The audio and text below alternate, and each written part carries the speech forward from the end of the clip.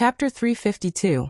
Looking at the old man, who was wearing a respectful expression and had carefully retracted his aura, fearing that it might cause a misunderstanding, Wuxia nodded and said, "Fellow Taoist, you don't have to be so courteous. You are the owner of this city, and logically speaking, I should be the one paying you a visit." Then he pointed at the guest hall located at the north side of the courtyard, smiled and said, "Since fellow Taoist is here, please come in and have some tea." The manager of Garden ran out happily, shouting and yelling at the waiter to fetch the best spring water on the mountaintop to serve tea to the guests. Meanwhile, the old man and two middle-aged men bowed respectfully at Wuxia, then strode into the hall with a cautious and respectful expression, not daring to show any neglect. Xiong Wanling and the other four nascent divinity old demons were hiding in their own rooms, as they had no interest in dealing with a small fry of Jin Dan realm. Yan Qijuan and Zhao Kuo were curious. Without waiting for Wuxia to greet them, they walked straight out and sat on the main seats in the hall. Especially Zhao Kuo. With a cheeky smile on his face, he crossed his legs and looked at the three men sitting next to him in a leisurely manner, his eyes narrowed into two fine lines. As the main seat in the hall was taken by Yan Qijuan and Zhao Kuo, Wuxia had no choice but to sit on a large chair opposite the old man. After that, he nodded and said with a smile, "I am Taoist Bai, and these are my uncle masters, Taoist Yan and Taoist Jun. May I know your names, fellow Taoists?" Yan Qijuan and Zhao Kuo nodded and greeted Wuxia. The old man and the two middle-aged men quickly rose to their feet, cupping their fists and bowing to them. Cautiously, they looked at Yan Qijuan and Zhao Kuo. Amidst the dark mist behind Wuqia's back, the tiny flying sword was still darting back and forth like a thief. Yet Yan Qijuan and Zhao Kuo did not show any unusual signs. Although they were Wuqia's seniors, they did not show any unusual signs of Jin Dan realm. Clearly, they were all nascent soul cultivators. A trace of excitement could be seen on the old man's face as he respectfully introduced them to Wuxia and his companions. The old man was the current clan leader of the Tian clan, Tianju. The two middle-aged men were his two sons, Tian He and Tian Dao. Wuxia snickered at the side. This family deserved to be the masters of Tianlu City. Even their names were inseparable from the crops. After listening to Tianju's introduction, Wuxia leaned forward slightly and said with a faint smile, "May I know what brings Patriarch Tian here?" Tianju rubbed his palms together. Cautiously, he gave Yan Qijuan a look, who sat there motionlessly and gave off the air of an emperor, and Zhao Kuo, who had his legs crossed and looked like a foppish young master. Laughing dryly, he said, "Junior." Wuxia waved his hand and said with a smile, "Patriarch Tian, please don't keep calling me Junior. It sounds really uncomfortable." Hastily, Tianju corrected himself and said, I understand. Clearing his throat, Tianju smiled and said, "Just now I heard from my clansmen that a few seniors have come to Tianlu City. Naturally, I would like to pay them a visit." May I know the purpose of your visit?" With a roll of his eyes, Wuxia came up with a lie. He smiled and said, "Oh, we are from Thousand Waves Planet. We are ordered to collect some rare spirit herbs found in Shuiyuan Planet. But we are unlucky this time, as we bumped into a few Heaven Immortal seniors, who made a big fuss and sealed off all the entrances and exits. Do we dare to argue with them? Therefore, we can only stay in Shuiyuan Planet, and see when we can go back." Laughing bitterly, Wuxia shook his head, sighed and said, "I heard that Snowflake City and White Frost City were destroyed by someone recently. We were staying in Snowdrift City, and we were wondering if those people were targeting the four largest cities in Shuiyuan Planet. If that is the case, we can no longer stay in Snowdrift City. That's why we came to Tianlu City to lie low for a while." At this moment, Yan Qijuan chimed in. "Tianlu City does not attract any attention. I don't think anyone will come looking for trouble in Tianlu City." Tianlu City was the closest to Snowdrift City. Therefore, it was reasonable for Wuxia to say that they were staying in Snowdrift City at the beginning. In order to avoid any danger in Snowdrift City that might endanger them, they decided to stay in a small, remote city. This was also a reasonable explanation. Wuxia smiled and said, "We found Tianlu City to be a beautiful place, and it has the taste of the countryside. Therefore, we decided to stay here for a few days. Once the commotion subsides and the grand universal teleportation formation can be used again, we will return to Thousand Waves Planet as soon as possible. Is there anything I can help you with, clan leader Tian? Upon hearing that Wuxia and his company were from Thousand Waves Planet, and they were ordered to collect spirit herbs in Shui Yuan Planet, the faces of Tianju and his family of 3 immediately bloomed with smiles. Tianju quickly smiled and said, "So, you are the seniors from Thousand Waves Planet. No wonder you have such a strong cultivation base. As a matter of fact, the reason why I pay you a visit this time is because I have something to ask of you. However, if my words have offended you in any way, please forgive me. Wu Qi gave Yan Qijuan and Zhaokuo a quick glance. Yan Qijuan said coolly, "Never mind, just say what you want to say. We are not unreasonable people. We are fellow heaven immortals, and we will be staying in Tianli City for some time in the near future. If there is anything we can help you with, we will be more than happy to do so. But it is better that this matter does not involve those few heaven immortals." Tianju was overjoyed. He and his 2 sons quickly rose to their feet, cupped their fists and bowed as they said, "We won't involve them. We won't involve them. This matter has absolutely nothing to do with those few heaven immortals. Seniors, if you don't mind, this is a dispute between us, Tianli City, and the Lin clan on the other side of the mountain ridge." Lin clan. Upon hearing the name, Yan Qijuan's face turned unsightly. Instinctively, he thought of the Lin clan in Snowflake City. For the sake of some upper-grade energy stones, Lin Qiulua, that crazy woman, had hunted Yan Qijuan down and nearly killed him. Even though Lin Qiulua, Lin clan, and even immortal Changwu had suffered the cruelest revenge, Yan Qijuan still felt like he was holding back his anger. "Lin clan?" Wu Qi looked at Tianju thoughtfully, then asked in a neither heavy nor light tone. Tianju took a step forward, lowered his voice and said, "This Lin clan has nothing to do with the Lin clan in Snowflake City. But, as both clans share the same surname, this Lin clan has been trying to curry favor with the Lin clan in Snowflake City. Over the years, they have accumulated some friendship." Intentionally, Wu Qi tightened his face and said with a cold grin, "Lin clan in Snowflake City, humph?" Tianju's expression flickered and he quickly said, "Senior, please listen to me. A few days ago, I received news that Snowflake City was destroyed, and all 3 major clans in the city were wiped out. Lin clan of Snowflake City is completely wiped out. Therefore, this Lin clan has lost its backer. If not for that, with the meager foundation of Tianli City, how could I dare to compete with them?" He exchanged a glance with Yan Qijuan, and the latter nodded slowly. Currently, he had a problem with the surname Lin clan, and whenever he heard it, he would feel uneasy. On top of that, this Lin clan was indeed related to the Lin clan in Snowflake City. Therefore, they should not blame him for being ruthless.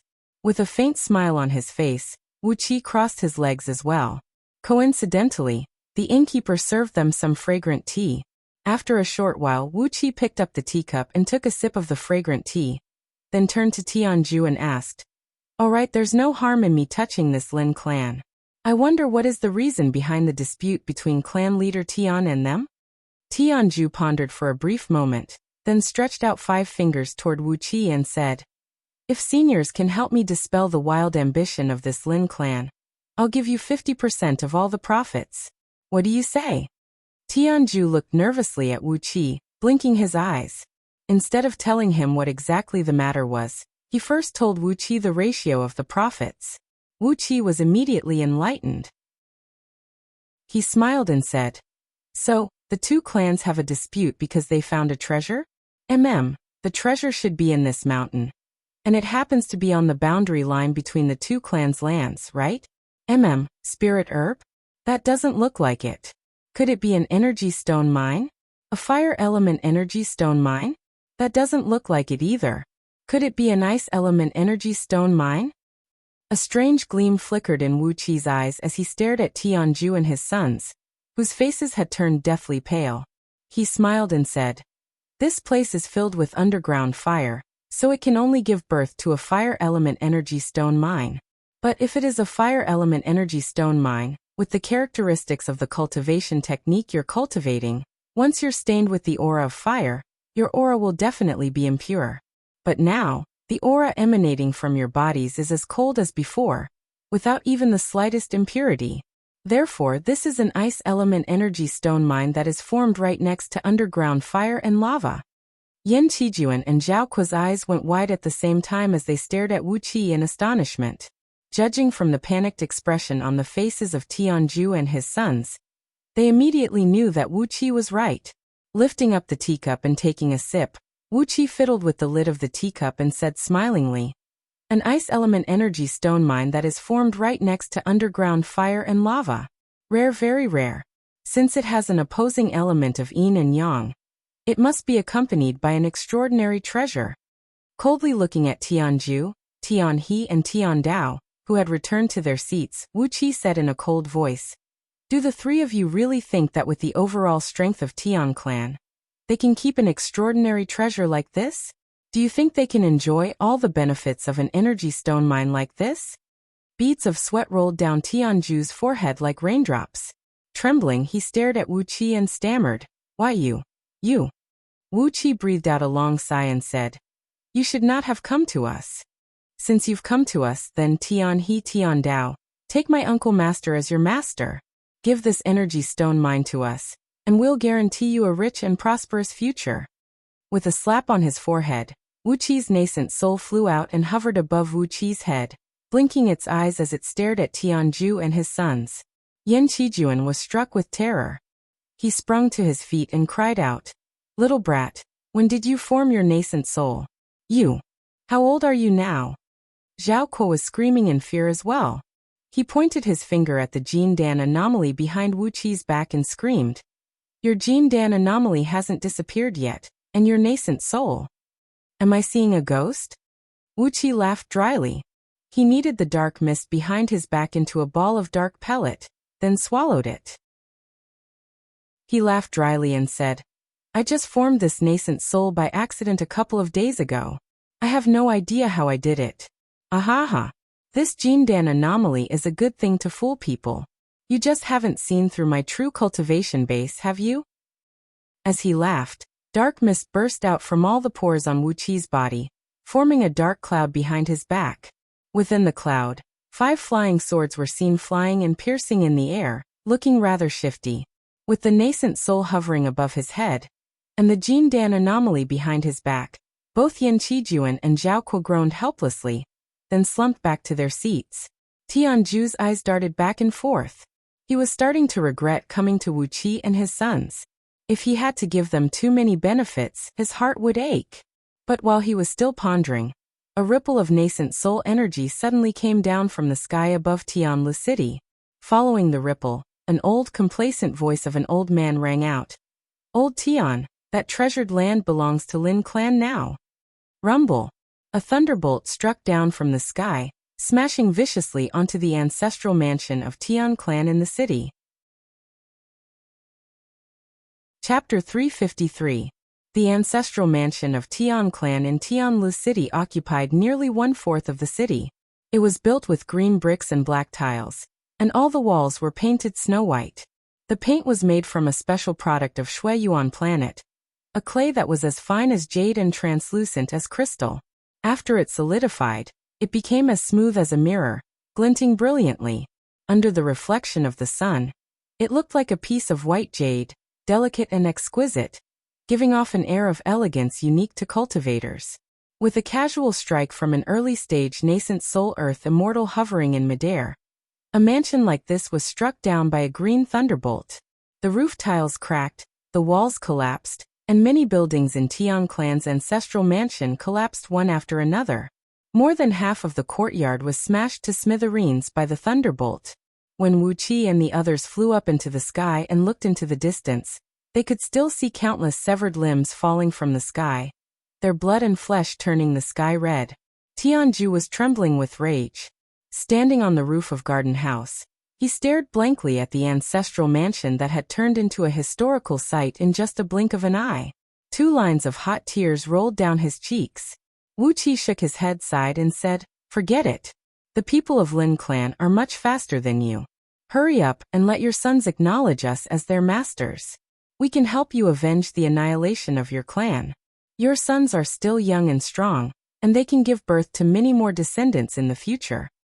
Tianju turned to look at Wuqi with a trembling body, then dragged his sons and cried incoherently, Tianhe Tiandao, acknowledge us as your masters. Quick, acknowledge us as your masters. Oh heavens, how could this be? The nascent soul earth immortal off in the distance did not notice Wuqi and his company. He laughed aloud, then waved his hand and unleashed another thunderbolt from the sky. A loud boom rang out, and a cloud of dust rose high into the sky. Amidst the thunderbolt, Tian clan's ancestral mansion, along with a few other nearby mansions, were completely smashed to pieces. Not even a single beam or pillar remained intact. Laughing coldly, the nascent soul earth immortal casually pointed out a sword beam and killed the dozens of servant girls and retainers who were crying and screaming as they fled from Tian clan's ancestral mansion. Then the sword light, which was less than 10 feet long and had a pale yellow color, and was mixed with impure impurities, swept across the broken bricks and tiles of the Tian family's ancestral mansion, killing all the people who were still alive under the bricks and tiles. Tian He and Tian Dao dropped to their knees before Yan Qijuan and gave him a heavy kowtow. Master!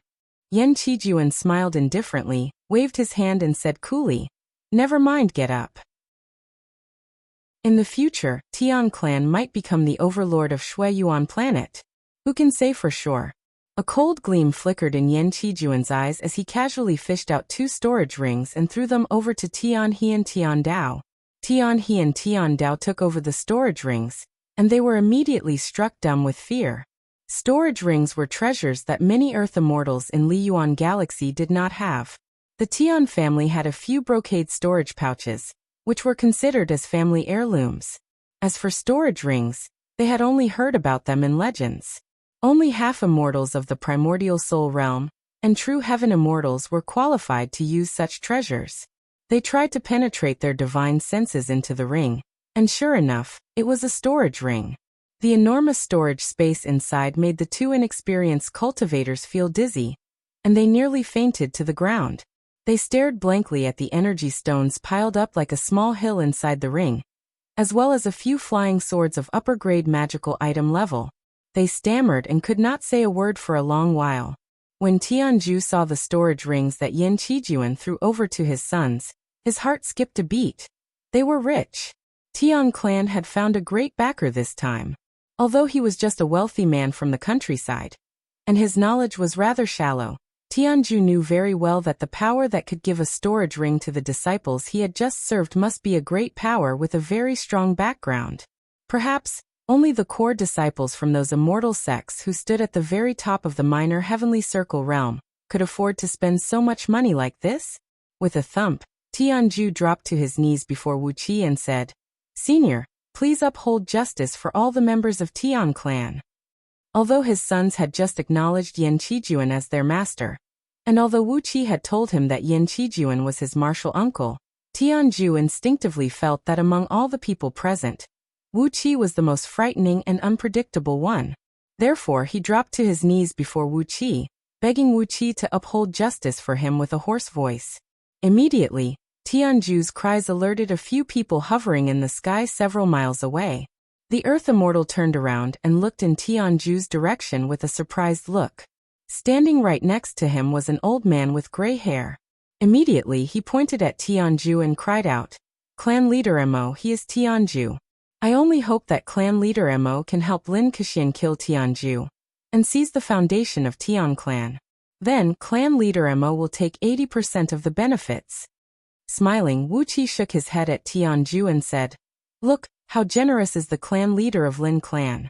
He invited a foreign aide here, and without saying a word, he gave away 80% of the benefits. The greater the overall strength, the more benefits one can get. Tianju, just now, you said that you want to share the benefits with us. That's because we are kind people. If it were some other cultivators from the outside world, they would have slaughtered every single member of Tian clan and taken all the benefits for themselves. Tianju's face turned deathly pale, and cold sweat kept breaking out from all over his body. Trembling, he stared at Wuqi and murmured, Well, we have to talk about justice and credibility, don't we? This time Wuqi did not laugh.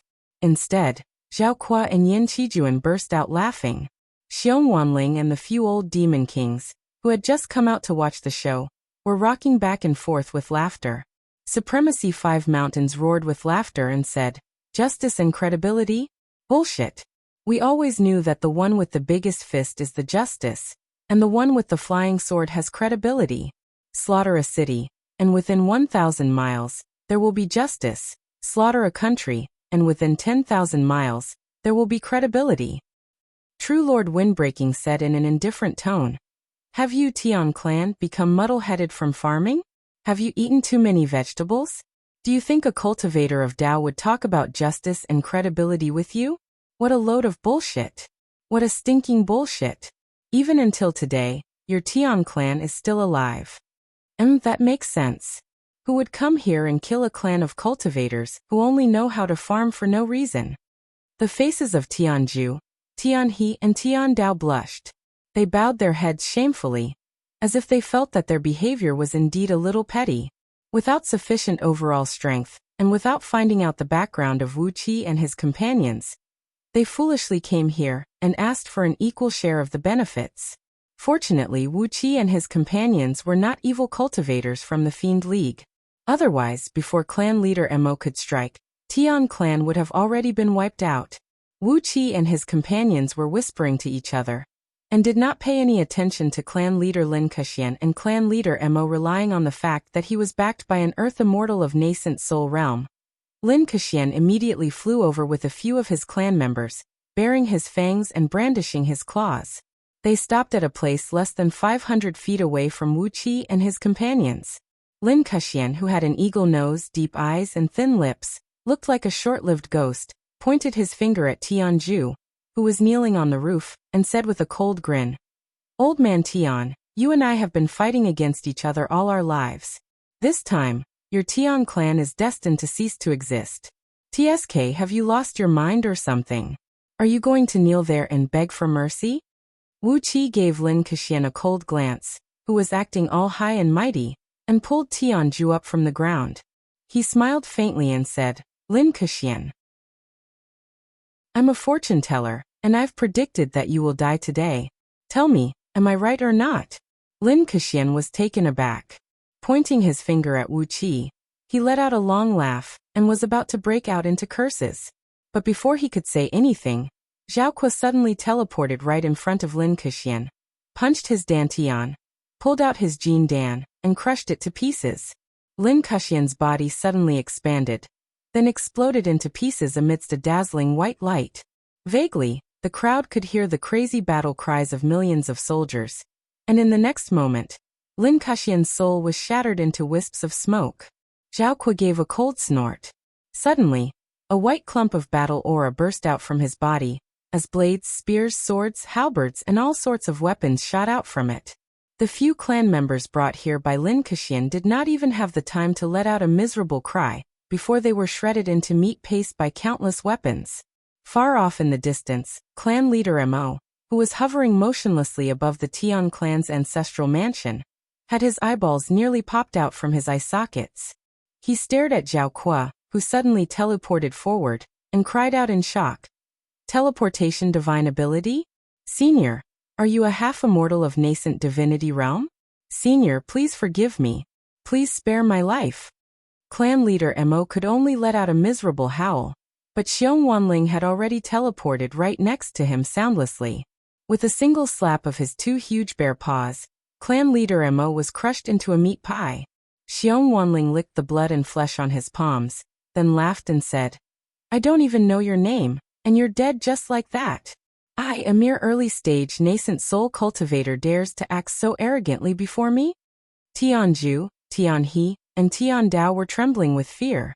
They turned to look at Wuxia and the others standing next to them with terror. Nascent divinity cultivators. Even the patriarch of the strongest clan in Shuiyuan planet only possessed the cultivation base of nascent soul realm. Apart from the heaven immortals who supported those clans, no clan in Shuiyuan planet had such a supreme power. And this time, Tian clan actually had a group of nascent divinity half-immortals? Tianju was shocked, and at the same time, his heart was bursting with joy. According to Wuxia, This group of nascent divinity cultivators were ordered to come to Shui Yuan planet to collect spirit herbs and spirit herbs. Who else could order a nascent divinity half-immortal? A heaven immortal. Only a heaven immortal could order a nascent divinity half-immortal. Tian clan was now rich, truly rich. What was the death of a few clansmen after attaching themselves to a heaven immortal? According to Wuxia, Tian He and Tian Dao were still young, and they could still reproduce. Not to mention Tian He and Tian Dao. Even Tian Ju himself was still young at heart. He felt that he could still contribute to the reproduction of his clan, and that he could still marry several dozens of wives and give birth to hundreds of children. For a moment, Tian Ju became extremely respectful. Carefully, he bowed at Wu Qi and the others and said, "Seniors, the land of treasures is located in the secret valley at the peak of Mount Tianlin. Please follow me there." But about Lin clan. Wu Qi pointed at Tian He and Tian Dao and said, "Tian He, Tian Dao, bring these two seniors to Lin clan and execute their entire clan."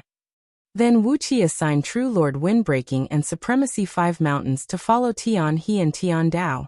When Tian He and Tian Dao realized that they had a nascent divinity half-immortal as their backer, they were so overjoyed that they had long forgotten their own names. Happily, they brought the two nascent divinity cultivators with them. Riding on their flying swords, they flew across Mount Tianlin. On the other side of the mountain was Lin clan's territory. Next to the tallest peak of Mount Tianlin, next to a hot spring, was a pitch-dark cave, which was spraying out a threatening cold air. Wu Qi and the others were standing next to the cave, frowning as they stared at the entrance, which had just been opened. Chapter 354. Tianlin Mountain was named after the natural dividing line between Tian clan and Lin clan. The southern part of the mountain was the territory of Tian clan, while the northern part was the territory of Lin clan. The main peak of Tianlin Mountain was over 10,000 feet tall. Because of the many geothermal hot springs in the vicinity, the peak was covered with lush greenery, and there were quite a few fountains and waterfalls. It was a very beautiful scenery. Right on the west side of the main peak, in a valley that was over 10 miles long, over 30 hot springs had been gurgling out with hot water. The hot water had been flowing for years, nourishing a rich and fertile area of farmlands. A few days ago, a small-scale earthquake occurred in Tianlin Mountain. It was nothing serious, but a gap was opened up in a cliff in the valley, revealing a long and narrow cave entrance, about 70 to 80 feet tall. The cave was bitterly cold, with chilly winds constantly blowing out from it. The hot spring near the cave entrance had been frozen by a thick layer of white ice. Hot and cold water vapors clashed against each other, causing heavy snow to fall in the valley, making it look like the middle of winter. Wu Qi and the others stood at the entrance of the cave. True Lord Windbreaking and Supremacy 5 Mountains had already returned. It did not take them much effort to kill all the members of Lin clan. Under the guidance of Tian He and Tian Dao, without alerting anyone, it took them less than the time to finish a pot of tea to wipe out all the members of Lin clan. When they came back, Wu Qi and the others had not yet entered the cave. The cold wind blowing out from the cave contained an abundance of water elemental energies. The dense water elemental energies condensed into fist-sized energy balls in the air, invisible to the naked eye. These energy balls shot out at high speed and hit on the bodies and faces of Wu Qi and his company, causing them to feel a slight pain on their skin and flesh. Wu Qi took a deep breath, and the incorporeal chilly wind blowing out from the cave suddenly turned into a white mist that could be seen with naked eyes. The mist swirled and produced faint whistling noises, then drilled into Wu Qi's body through his pores. 10 innate Jin Dan quickly absorbed the natural energies. To Wu Qi's surprise, he found out that the quality of the natural energies in this place was extremely high, vaguely approaching the boundary between the Hotian and Xiantian realms. Anyone who could cultivate here would be able to increase their cultivation speed by more than 10 times. However, the natural energy here was pure water element, which was only suitable for the natives of Shui Yuan planet who were cultivating with ice element cultivation technique. Tianju cautiously glanced at Wu Qi, who was shrouded in the white mist, and said in a low voice, "Seniors, this is the treasured land that our Tian clan and Lin clan are fighting for. We once went in to investigate, and discovered that the rocks inside were covered in thick ice. Countless ice-attributed spiritual stones were hidden in the rock stratum under the Xianbing. We've gone in for about 3 to 5 kilometers, and the number of spirit stones we've seen is in the hundreds of thousands. Wuqi nodded and said in a low voice, "Let's go in and take a look." Although he said that he was going to have a look, Wuqi first took out 36 pre-crafted formation discs from Black Dragon's spirit ring, assembled them together, and embedded a large amount of energy stones into them. With that, he deployed a 3-in-1 tri-primary illusory moon slaughtering formation outside the cave entrance, which was a combination of a maze formation, an illusory formation, and a killing formation. The speed at which he deployed the formation was very fast. In just 15 minutes, the entire valley was enveloped by the vast white mist that emanated from the formation. Yan Qijuan looked at Wuqi with surprise, then nodded his head thoughtfully and said, "You've learned the Tao of formation from Heaven-Breaking Sword sect as well?" Wuqi nodded his head reservedly and did not say a word. Zhao Kuo was also looking at Wuqi with great surprise, then he shook his head. Zhao Kuo had nothing else to say to this big brother of his. Even with Zhao Kuo's intelligence and quick-wittedness, he had only learned the Tao of formation for a short period of time, and then he resolutely gave up on studying it. Unless he was an extremely talented and intelligent man, there was no way he could have a profound attainment in the Tao of formation. When Zhao Kuo saw how Wuqi constructed the formation so skillfully, and how he could not see through its mysteriousness, his slightly aggrieved heart gradually calmed down. "It doesn't matter if I admit that I've accepted Wuqi as my big brother," Zhao Kuo told himself in his mind. "Be a good man. Since I've already been subdued, I should stop thinking about other things." Apparently, there are many benefits in following him. Xiong Wanling and the other 4 nascent divinity demon kings were trembling with fear. The formation constructed by Wuqi was emanating an immense coldness. When they carefully examined it with their divine will, they found nothing. Even with their experience and knowledge, they could not tell how powerful this formation was. However, they had a vague feeling that if they were trapped in this formation, they would never be able to get out. The 3 demon kings who were forcibly subdued by Wuqi bowed their heads respectfully. Just like Zhao Kuo, the last bit of resentment in their hearts had vanished. It was just a formation, but it had changed the minds of everyone present. Yan Qijuan even assumed the bearing of a master, lecturing Tian He and Tian Dao on the spot. "Learn this. No matter what you do, you must always leave a backup plan. Never act recklessly, and never place your own safety in someone else's hands. Only after constructing this formation can we go in and investigate with a peace of mind. Otherwise, if some enemies sneak in after us, won't they be a great threat to us?" Tianju and his sons nodded their heads as if they were suddenly enlightened. They kept bowing at Yan Qijuan, saying that they had learned a lot from Yan Qijuan. Under the astonished gazes of the crowd, Wuqi took out a small teleportation formation disc and mounted a fist-sized spatial breaching spirit gold onto it.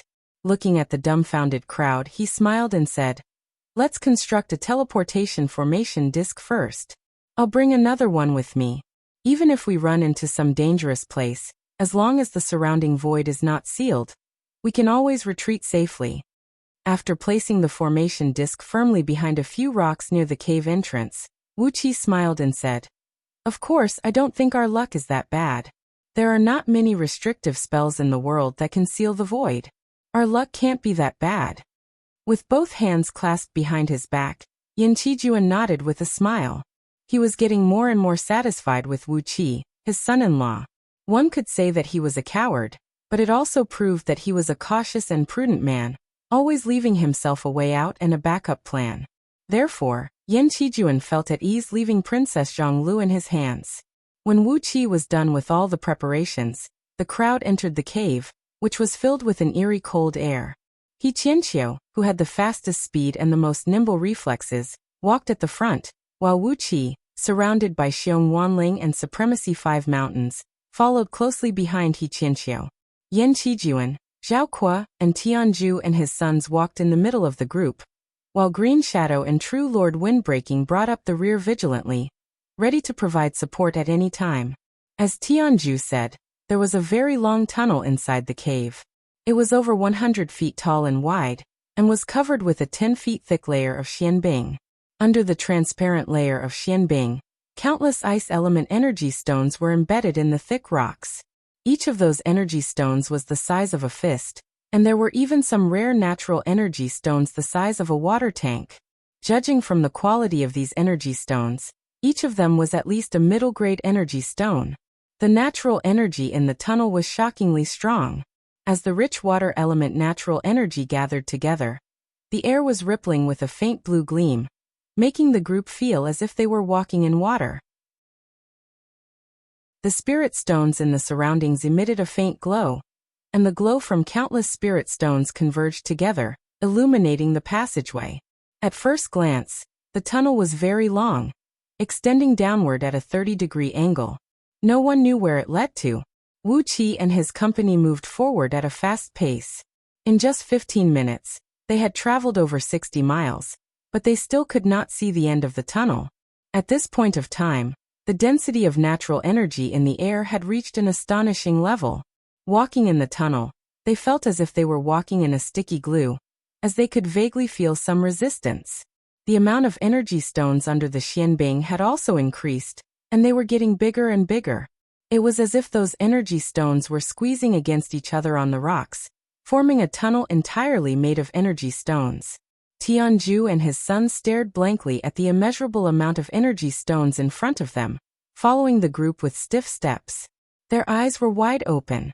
Wuxia smiled and said, "Look, what you found is a deadly tunnel.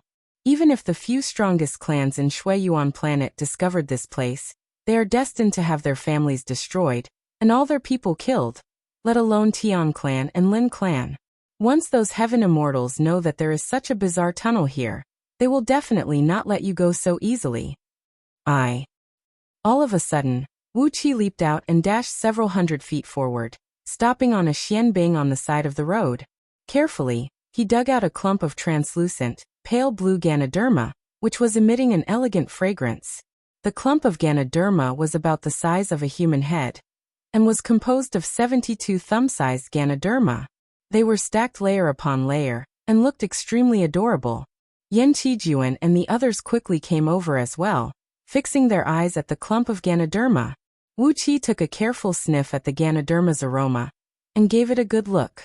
Then he nodded his head and said, "That's right, this is an 8-9 fragrant Ganoderma, a treasure that can enter the 6th tier among all immortal-grade spirit herbs. It takes 10,000 years for one leaf to grow, and there are 72 leaves here.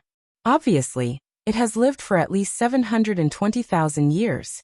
After growing 72 leaves, it will no longer grow any new leaves." Turning the Ganoderma over, Wuxia pointed at the rings of wrinkles under the pale blue leaves and said, "After growing 72 leaves for 720,000 years, one more ring of wrinkles will be added to the leaf after a period of growth. There are 98 folds here. That is to say, after this Ganoderma has grown all its leaves, it has grown for another 98 periods." Zhao Kuo stared blankly at the rare spirit herb, then asked in a daze, "What's the use of this? Can I directly ascend and become a heaven immortal after eating it?" Wuxia put the fragrant Ganoderma into a cold jade box, shook his head and said with a sigh, "What's the use of this? It is a 6th tier immortal herb, and it is said that gold immortals can concoct pills with it. Anyone below the realm of gold immortal will die if they eat it. Do you want to give it a try?" Wuxia turned to look at Zhao Kuo, but the latter quickly shook his head. In Tranquil Vimla sect, there was a grading system for immortal herbs and immortal pills. 9th, 8th, and 7th tier immortal herbs were spirit herbs that heaven immortals could use, and could be used to concoct various pills without any harm. 6th, 5th, and 4th tier immortal herbs could only be consumed by gold immortals, while heaven immortals would die if they consumed them. 3rd, 2nd, and 1st tier immortal herbs could only be consumed by primordial immortals. Apart from some rare spirit roots of heaven and earth, which were spirit herbs that even mortals could consume, all the other immortal herbs were limited by their grade and overall strength. Everyone's mind began to race. They had just entered this place, and they had already discovered a fragrant Ganoderma of excellent quality. So, what would happen in front of them? Without needing Wuxia to say anything, All of them stepped on their flying swords and carefully flew forward. Chapter 355. After flying along the tunnel for nearly 100 miles, Wuxia suddenly saw a broken, pale purple flying sword lying on the ground, sealed by Xianbing. Obviously, the quality of this flying sword was excellent. Although the 9-inch-long flying sword had broken into 7 to 8 pieces, each of them was still emanating a faint immortal energy, and from time to time, wisps of cold air would burst out from them. Wuxia even felt that the flying sword was breathing on its own. It was inhaling and exhaling the surrounding ice elemental spiritual qi, gradually healing its wounds. If given enough time, it could even use the enormous energy to heal itself, fusing the broken sword back together. According to the Scroll of Stealing, a flying sword that could heal itself was no longer a realm that a lower-grade immortal item could achieve. It was an immortal item that belonged to at least an 18th-tier heaven immortal. Without batting an eyelid, Wuxia flew next to the immortal sword, opened up the Xianbing, and picked up all 8 broken pieces of the immortal sword. The artifact spirit had already drifted away, and only the most basic divine sense brand was left behind. After a brief moment of pondering, Wuxia brought all the broken pieces to the earth element dragon scale shield in front of so many people. A clump of earthy yellow mist sprayed out from the shield, wrapping up all the broken pieces. Gradually, the broken pieces, which had lost the control of the item spirit, melted into tiny bits of purple liquid, fusing with the earth element dragon scale shield. The pale yellow shield was now covered with a layer of glistening, pale purple light, while countless needle-tip-sized purple dots could be seen blinking rapidly on its surface. A faint cold air was seeping out from the shield, while the ripple of divine will in the shield grew clearer and clearer. Hastily, Wuxia sent a thread of his divine will into the shield. With a slight tremble, the shield gradually turned into a clump of yellowish liquid with a hint of pale purple, just like the immortal armor Wuxia stripped off from Lin Qiuluo's body. Slowly, it fused with Wuqia's skin, leaving behind a tiny dragon scale-shaped mark. Wuxia smiled. The quality of this broken immortal sword was indeed extraordinary. Although the earth element dragon scale shield had only fused with a small part of its energy essence, it was able to push the shield to the grade of an immortal item. He wondered what it would look like after the shield completely digested the sword. The earth element dragon scale shield had gained too many benefits during the trip to Shuiyuan planet. The characteristic of the innate earth element energy essence that could contain anything had given it endless potential for evolution. All the others had seen what Wuxia had done, but none of them said a word. Even Xiongwanling and a few other old demon kings did not think there was anything good about this broken flying sword. In their minds, once a flying sword was broken, it would be completely destroyed, and would no longer have any value. By fusing it with his defensive magical treasure, Wuxia could at most add some raw materials to it. Apart from that, it served no other purpose. Sensing the faint ripple of divine will emanating from the earth element dragon scale shield, Wuxia laughed joyfully and said, "Come, let's keep moving forward. I'd like to see what's so mysterious about this place." Hee, it was the fragrant Ganoderma just now, and now it's a broken immortal item flying sword. What's next? Dead immortals? Wuqia's prediction came true. After traveling for less than 5 miles, a large, round hall with a diameter of over 10 miles appeared in front of them. Inside this hall, 3 corpses were seen lying on the ground, their bodies still emitting a faint gleam, their heads facing the tunnel where Wuxia and company came from. There were wounds on their backs. Obviously, they were killed from behind when they were about to rush into the tunnel. Carefully, the company walked to the side of the 3 corpses. Wuxia tore apart their torn robes, revealing the fatal wounds on their backs. The wounds were 3 inches wide, as thin as a piece of paper, and the flesh around the wounds had a blue hue, while the muscles had crystallized. Obviously, an immortal sword that contained an extremely cold and powerful force had ripped apart their bodies from behind, taking away all their life force in just a blink of an eye. Looking at the people surrounding him, Wuxia opened his mouth and spat out the sword of Greedy Wolf. Holding the hilt of the sword, he gently made a cut on the back of one of the corpses along the wound. The sword of Greedy Wolf produced a large amount of sparks, but it only left a white mark on the corpse's body. It did not even leave a cut on his skin. Wuqi nodded and said, "Corpses of immortals, they are indeed the corpses of immortals. TSK, they are the corpses of heaven immortals, and most likely, they are the corpses of some high-level heaven immortals. Therefore, unless it is a sharp weapon of immortal item grade, it is impossible to cut open their bodies." Zhao Kuo rolled his eyes and suddenly saw an exquisite blue ring worn on one of the corpse's fingers. However, before he could reach out his hand to grab it, Wuqi had already snatched the ring away. Suddenly, a black dragon soul flew out from the black dragon spirit ring, opened its mouth and swallowed the ring. The black dragon's soul let out a satisfied burp, and the blue ring disappeared without a trace in his translucent body. Zhao Kuo was struck dumb. He stared at Wuqi in astonishment and asked, "Why are all these things you have so strange and bizarre?" Wuqi laughed dryly and did not say anything. He gave it a brief thought, and realized that all these treasures he had were indeed strange and bizarre. The earth element dragon scale shield could devour immortal items to improve its power. The sword of greedy wolf could even devour cultivators' nascent divinity and nascent soul. The cold electric mirror could devour the essence of immortal items of the same element. And as for the 18 celestial fiend puppets, they basically did not reject anything. As long as they were materials that contained natural energy, they would be delighted. Shaking his head, Wuqi removed the storage rings from the fingers of the other two corpses, and fed them to the black dragon spirit ring. After that, he waved his hand and said coolly, "In these 3 rings, there are 13 broken immortal items, 2 in perfect condition, and 32 bottles of immortal pills. But all of them have turned into ashes. Apart from that, there are also some energy stones and immortal talismans. The immortal pills are useless now, and nobody cares about energy stones and immortal talismans. All the broken immortal items are mine. As for the immortal items in perfect condition, we can keep them and distribute them after we leave this place. What do you say?" Although the black dragon spirit ring had devoured the 3 storage rings, all the miscellaneous items in them had been transferred to the black dragon spirit ring. With just a quick scan with his divine will, Wuqi knew what was in the 3 rings. Upon hearing what he said, no one dared to say anything, and just followed his suggestion. No one dared to go against Wuqi's suggestion, as they either owed Wuqi a huge favor, or their lives were in Wuqi's hands. Therefore, whatever he said would be the law.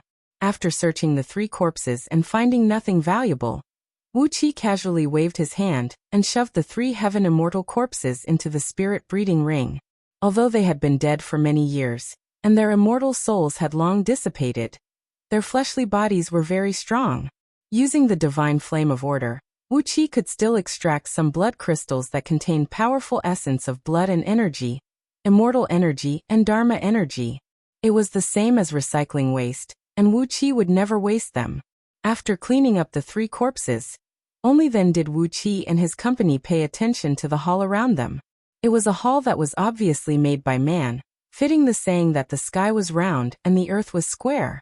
All 4 walls were made of ice element energy stones, and some strange patterns of flowers, birds, insects, and fishes were engraved on them. Originally, the hall was protected by a great number of immortal restrictive spells.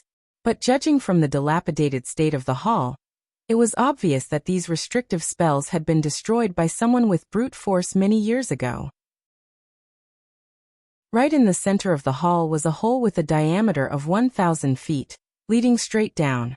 Water vapor was rising from the hole, and a very strong natural energy towered high up into the sky.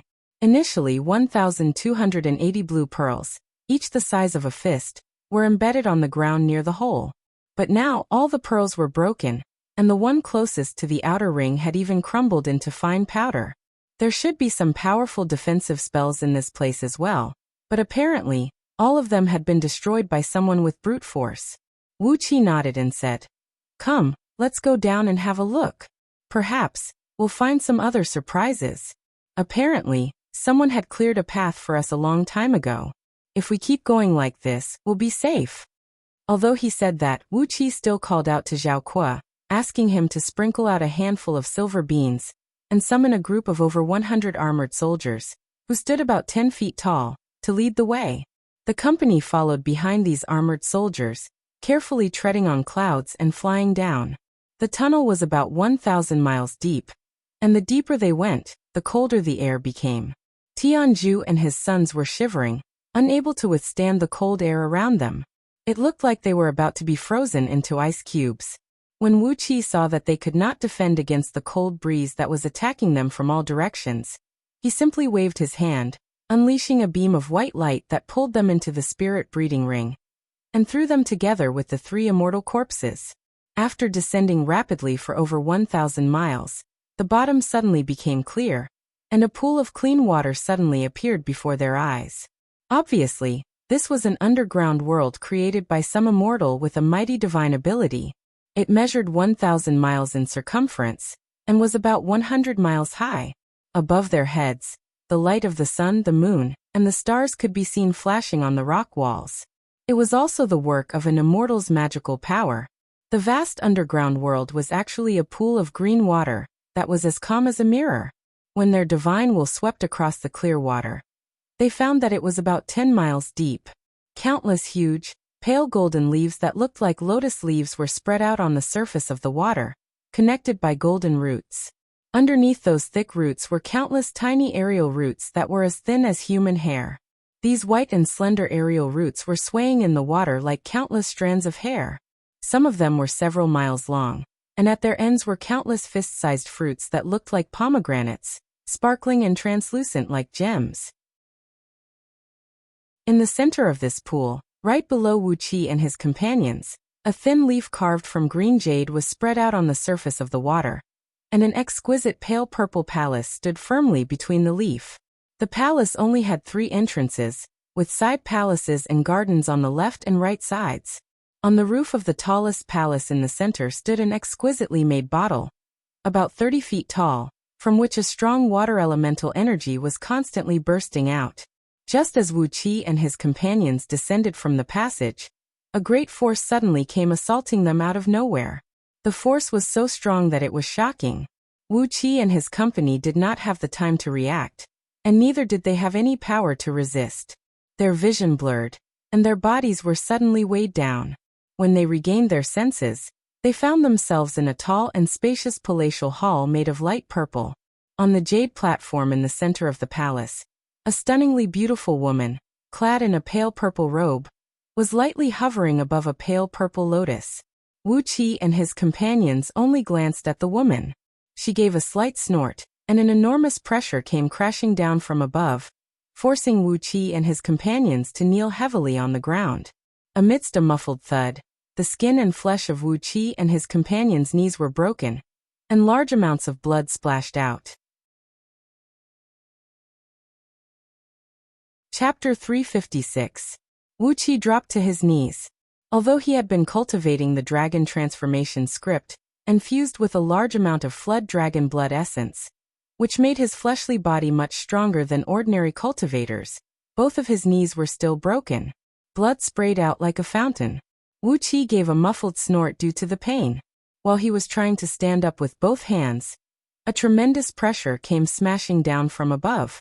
Looking at the cold electric mirror losing its usual invincible power, Wuqi was struck dumb.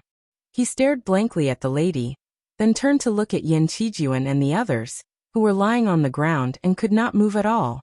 He could only smile bitterly and say, "Senior, you do have an immeasurable divine ability and magical power. But why do you have to make things difficult for us juniors?" Even though Scroll of Stealing was a miraculous technique, it was useless in the face of an absolute overall strength. Wuqi, Yin Qijuan, and the others were struck dumb. Zhao Kuo interrupted with a stutter, but compared to having one's soul destroyed even. Wuqi snorted coldly. He knew that what happened today was no longer under his control. Abruptly, the purple erect eye on his forehead opened. A purple cloud was seen wheeling inside the erect eye transformed from the cold electric mirror. Soundlessly, it shot out a purple electric beam that was as tiny as a strand of hair. A loud boom rang out as the electric beam exploded on the crystal wall, pushing it back a distance of about 1 strand of hair. With a wave of his hand, an extremely thin and hazy crystal wall appeared before the lady, accompanied by a pleasing sound of ice cracking. The golden beam hit the crystal wall, but it could only produce some golden light and water vapor. before it was bounced back by a tremendous counterforce. The golden beam whined and returned to Wuqi's hand. When he looked at the crystal wall again, he found that there was not even a scratch on it, as if it had never suffered any attack. Wuqi smiled bitterly and said, "Well, since you don't want to seek help from your sect, how are you going to avenge yourself?" Smiling bitterly, Wuqi, who had both his arms and legs severely injured, obediently lay on the ground. He smiled bitterly at the lady and said, "Senior, if you have any orders, just tell me."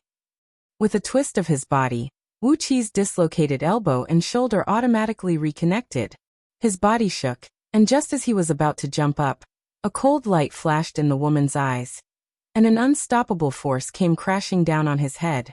Like a fly swatter swatting a fly, Wuqi let out a muffled groan as he was beaten flat on the ground by that invisible force. Blood spurted out from all over his body, creating a huge spray of blood on the ground. Crack! Both of Wuqi's elbows and shoulders were dislocated at the same time. His forehead thudded heavily against the ground and caused a thunderous bang. Wuqi was in so much pain that his vision turned black. His head was so dizzy that he didn't know whether he was dead or alive. Lady Dark Goldwater breathed out a faint sigh. A cold gleam flickered in her eyes as she sneered and said, "Too bad, as long as my enemy is still alive. How can I bear to die without avenging myself?" She looked at Wuqi with great interest, nodded her head, smiled and said, "Good lad, you're just a nascent soul cultivator, but how can you have so many good things? Could it be that the outside world has changed, and the world is now filled with all kinds of natural treasures?" Not allowing Wuqi to refute, she pulled Wuqi up from the ground with a great force and brought him straight onto the jade platform. Suddenly, Wuqi recalled the last part of the scroll of stealing. It was the strictest warning given by the shadowy figure to Wuqi, who had inherited the scroll of stealing. In the entire universe, there are countless almighty experts, and no one knows how many extraordinary people there are in this universe. The scroll of stealing was a great magic, a great divine ability, but was it the number one divine ability under the heaven? The figure of the peerless beauty in the purple robe was hazy, like the reflection of the water, flickering from time to time, creating ripples. While Wuqi was sizing her up, 7 clumps of dark smoke suddenly sprayed out from her chest. Together with ear-splitting whistling noises, the smoke transformed into countless tiny fiends, scratching and scratching at her body. The lady's body was trembling, as a large amount of purple mist sprayed out from the purple lotus underneath her, and fused into her body. With great effort, her body, which had become thinner and thinner after being attacked by those tiny fiends, finally managed to maintain its integrity. 6th Tier Gold Immortal. The jade platform measured several tens of feet in circumference, and stood about 100 feet tall. It was covered with a thin layer of shell, and the inside seemed to be filled with emerald green jade paste and chalcedony. A lotus root was soaked in the jade platform, while a stem stretched out from it, holding up a purple lotus the size of a basin. A thin layer of purple mist sprayed out from the lotus, wrapping around the lady's body. Coughing out a mouthful of blood, Wuqi raised his head in a daze, staring blankly at the lady standing on the jade platform several hundred feet away from him. The frightening cold air was something that Wuqi had never encountered before. Even the divine flame of order seemed to be slightly inferior in front of the cold energy. 36 tiers of heaven immortal, 18 tiers of gold immortal. Even among gold immortals, a 6th tier gold immortal was considered as a superior existence. According to the introduction of the tiers of immortals found in White Cloud Immortal Sect's scripture pavilion, a 6th tier gold immortal was a formidable figure who could found his own sect, occupy several dozens of heavenly realms, and dominate an entire region. Motherfucker! Wuqi cursed angrily. This lady was extremely rude and unreasonable. Even if Wuqi and his companions had intruded into this place without permission, how could she humiliate them without saying a word? Flustered and exasperated, Wuqi could not care less about that. With a shake of his left hand, the spirit-restricting rope shot out a long purple beam that stretched over 1,000 feet long, illuminating the entire hall and making everyone's hair turn purple. Clang! Clang! Clang! Clang! Clang! Clang! Clang! Wuqi knocked his head on the ground 9 times, nearly breaking his head. Wuqi was taken aback. He pointed his finger out, and the sword of greedy wolf transformed into a dark beam and shot out. 14 wolf heads wheeled and danced in the air, letting out sharp and unpleasant howls. However, just like the spirit-restricting rope, before the sword of greedy wolf could touch the lady, she lightly pointed her finger at it, and the sword fell into her hand with a reluctant howl. With a wave of her hand, the clone Wuqi left in the sword of greedy wolf was erased once again, and he coughed out another mouthful of blood. Gingerly, Wuqi looked at Lady Dark Goldwater, laughed dryly and said, "May I ask, how did you end up in such a situation? Not only are you left with a broken soul, you are also possessed by a vicious restrictive spell, and suffer the pain of fiends refining your soul day and night. Even though you managed to survive with the purple field spirit nourishing mist produced by the purple lotus, I'm afraid you won't be able to last much longer. Why don't you escape quickly and be reincarnated?" According to the records in White Cloud Immortal Sect, the immortal monarch who governed the entire minor heavenly circle realm where Wuqi and his companions lived was just an ordinary 34th tier heaven immortal. Before a 6th tier gold immortal, a 34th tier heaven immortal was not even an ant, not even qualified to be called a speck of dust. The difference between a gold immortal and a heaven immortal was like the difference between a heaven immortal and a criminal. They were two completely different living beings. The lady's expression flickered, and she murmured under her breath, "Innate earth element energy? This fellow has such a strong cultivation base, he is really lucky." Laughing coldly, the lady shook her head and said disdainfully, "Do you think you can defeat me with just a lower grade immortal item?" The lady narrowed her eyes and gave Wuqi an appraising look. After a full 15 minutes she said coolly, "I'm Lady Dark Goldwater, and my master is." She pondered for a brief moment, then shook her head, sighed and said, "Well, since I've fallen into this situation, it's not good for me to mention my master, lest I bring disgrace to your master's reputation. When I was at my peak, before my immortal body was destroyed, I was a 6th tier gold immortal. This heavenly water dark palace is a temporary palace I built when I was traveling around the world." Bastard! Wuqi was so angry that he rolled his eyes. Ignoring everything, he waved his hand and unleashed countless dragon-scaled golden beams from his left hand, piercing straight towards the lady's body amidst ear-splitting whistling noises. The lady smiled faintly and pointed her finger out, trying to subdue all the dragon-scaled golden beams.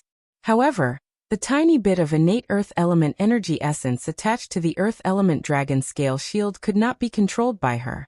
The golden beams continued to fly forward with shrill whistling noises, and were about to hit her. 6th tier gold immortal. Wuqi's eyes suddenly shone brightly.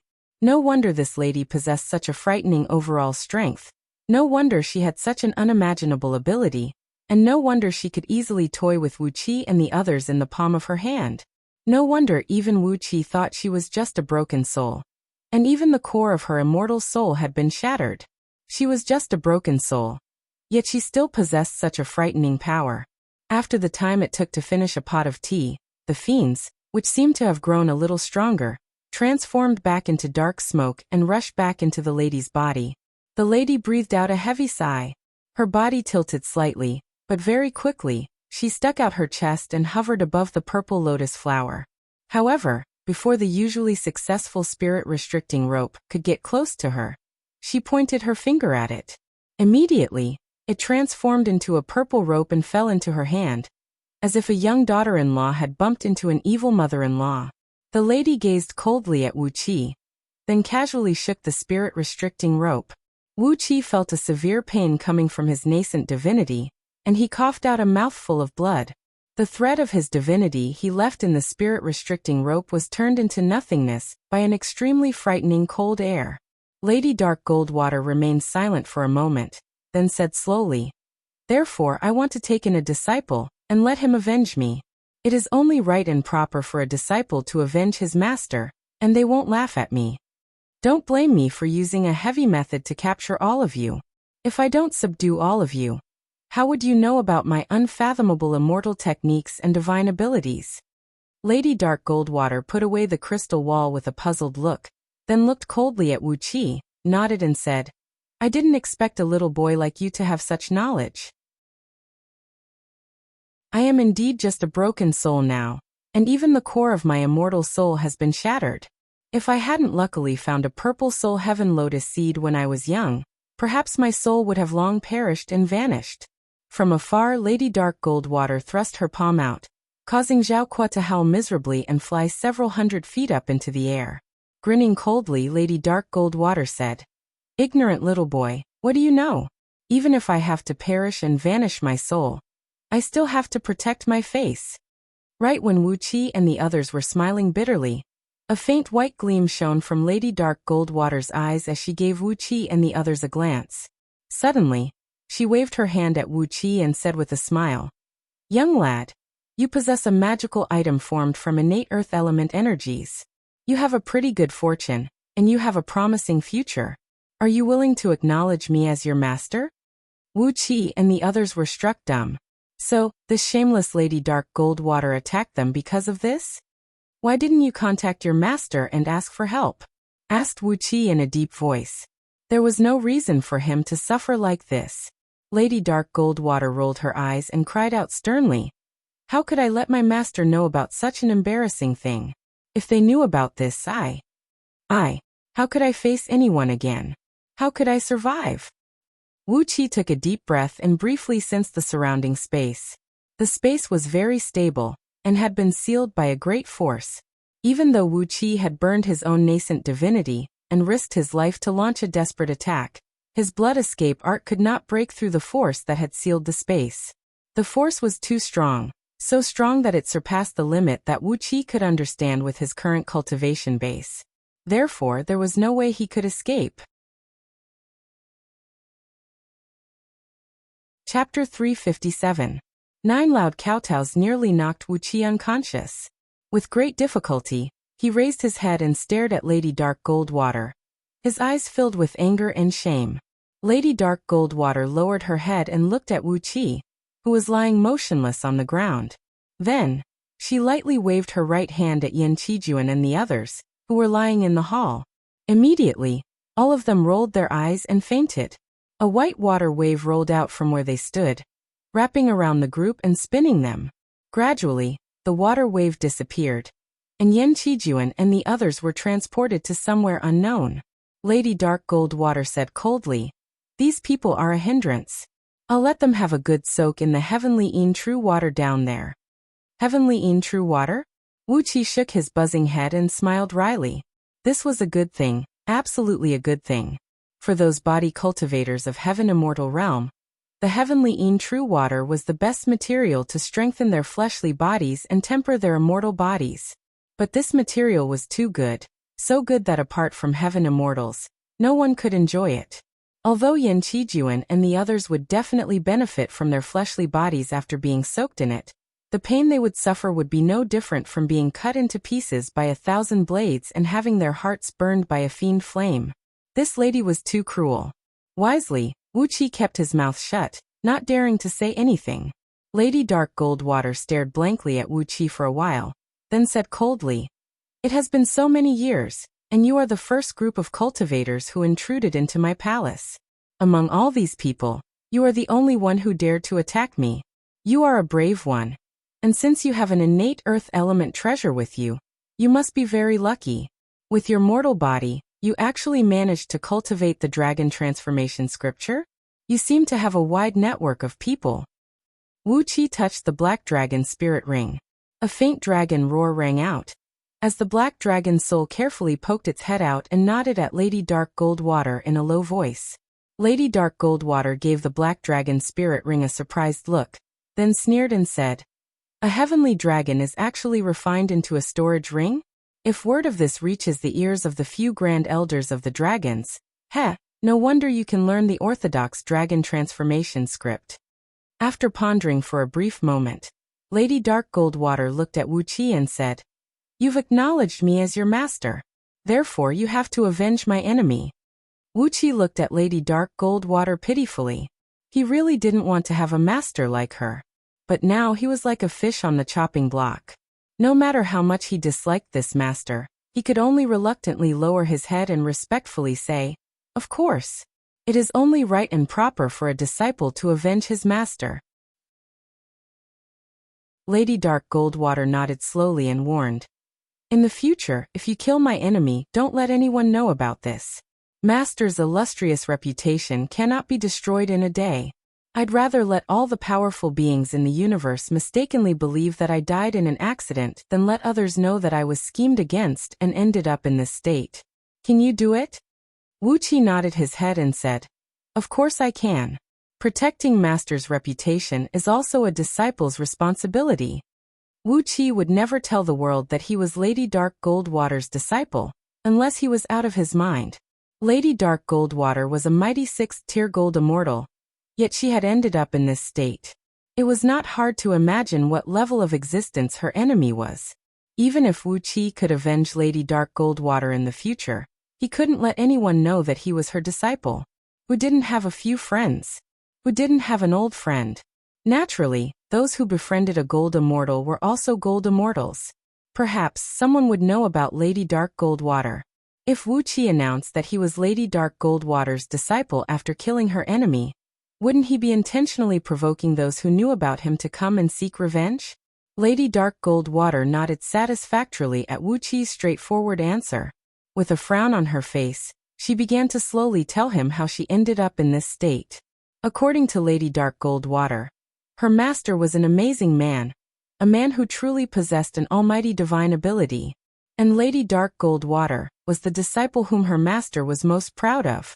In just 10 periods, she had cultivated herself into a gold immortal from a mortal. Patriarch Jiang Yun had been cultivating painstakingly for 100,000 years, and was still trying to break through the bottleneck of 35th tier heaven immortal. On the other hand, Lady Dark Goldwater had only spent 10 periods and 1,200,000 years to break through the realm of gold immortal. She could be considered as one of the top geniuses in the entire universe. Lady Dark Goldwater met her master when she was 12 years old. After that, she cultivated painstakingly for 10 periods and became a gold immortal. After cultivating painstakingly for another half an eon, she became a 6th-tier gold immortal. The speed she achieved made many people jealous, but it also scared them to death. Lady Dark Goldwater kept talking about all the things related to her, while Wuxia was analyzing her facial expressions and the tone of her voice, as well as the descriptions she gave. She was a genius who cultivated wholeheartedly, to the point that she nearly became stupid. She was a top genius in the path of cultivation, but when it came to the ways of the world, she was a complete idiot. According to her own words, in the long life that lasted for over half an eon, apart from her master, she had never spent more than half a year with other living beings. She was 12 years old when she joined the sect, and when she became a 6th-tier gold immortal, her mental age was only 14 or 15 years old, and definitely not older than 16 years old. She was a 6th-tier gold immortal with a mental age of 16 years old, and came from a very powerful sect. She was pampered and spoiled since she was young, and no one had ever disobeyed her will. Because of this, Lady Dark Goldwater had developed an eccentric, crafty, and unreasonable personality. Therefore, when Wuxia approached Lady Dark Goldwater's temporary imperial residence and entered the sensing range of her broken soul, Lady Dark Goldwater, who had been holding herself back in the palace for a long time and was about to go crazy, immediately teleported them into the palace and began to torture them with violence. Laughing bitterly, Wuxia murmured under his breath, "Master, how did you get trapped in here?" Lady Dark Goldwater went blank for a moment, then frowned. After stepping into the realm of 6th-tier gold immortal, no matter how hard Lady Dark Goldwater worked, she could not make any progress in her cultivation. The worldly affairs and the ways of the world were also one of the heavenly Daos. It was true that by cultivating behind closed doors, Lady Dark Goldwater could become a 6th-tier gold immortal, but it would not allow her to make any progress in her cultivation. Therefore, under the instruction of her master, Lady Dark Goldwater left her home, traveled the world, and made a name for herself. Wuxia gave her a few suggestions, and following Wuxia's suggestion, Lady Dark Goldwater told him about the few things she was proud of in the past, which made her famous in the entire universe. They were none other than the deeds of upholding justice for the weak and upholding justice for others. And the only way Lady Dark Goldwater dealt with these things was to kill the entire clan of those who she thought were wrong and deserved to die, leaving no survivors. During the 3,000 years that Lady Dark Goldwater traveled the world, she had done more than 1,000 evil deeds. Because of the entanglement of grudges and the desire for revenge, a few gold immortals came to Lady Dark Goldwater for the sake of their disciples and clansmen. In the end, they were all killed by Lady Dark Goldwater. After that, she even went to their master's sect and killed every single one of them, regardless of whether they were good or bad. Regardless of whether they were good or bad. Wuxia swallowed a mouthful of saliva as he stared blankly at Lady Dark Goldwater, who had her eyebrows dancing up and down as she talked. He had no words to say anymore. Perhaps it was because of several tens of thousands of years of loneliness that Lady Dark Goldwater had developed the habit of being a chatterbox. Her rambling went on for a full 24 hours. After that, Wuxia saw 7 wisps of dark smoke rush out from Lady Dark Goldwater's chest, transforming into countless tiny fiends, pulling and biting at her broken soul. Lady Dark Goldwater trembled from head to toe in pain, and her broken soul was flickering. Just like yesterday, by relying on the purple field spirit nourishing mist to replenish the consumption of her broken soul, Lady Dark Goldwater barely managed to fend off the invasion of those fiends. However, it seemed like her broken soul had grown weaker again, and was showing signs that it could not hold on any longer. Lady Dark Goldwater laughed dryly, stared at Wuxia and said, "Look, this broken soul of mine is getting weaker and weaker over the years. I can't hold on any longer." After a brief moment of pondering, Lady Dark Goldwater shook her head and said, "Now listen carefully. The one who schemed against me is the grandson of the sect leader of Green City Sect, Reverend Liang. The one who schemed against me together with him is Fairy Xiandai, whom I considered a good friend. Throughout all these years, I only have one good friend, and that is Fairy Xiandai. I never expected that she would put Xiang Lu's saliva in my tea, and then attack me together." Wuxia stared blankly at Lady Dark Goldwater. Fairy Xiandai? He was not interested. Reverend Liang? He was not interested either. But Green City Sect? If I may ask, what is the background of this Green City Sect, Master? Wuxia asked in a deep voice. Lady Dark Goldwater frowned, tilting her head to one side. She pondered for a while, then shook her head and said, "Over the years I've been harassed by those fiends, and some of my memories have become blurry.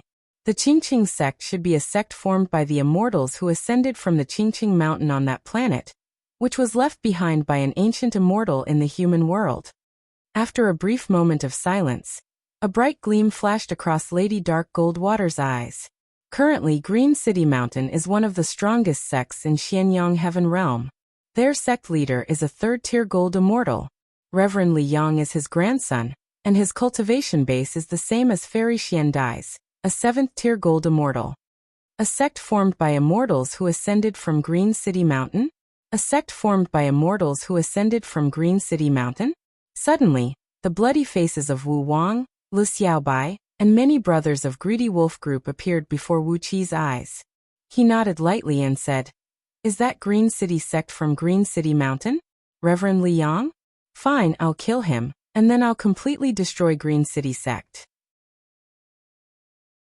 Clenching his fists tightly and producing cracking noises from his joints, Wuxia said softly, "I'll completely destroy Green City.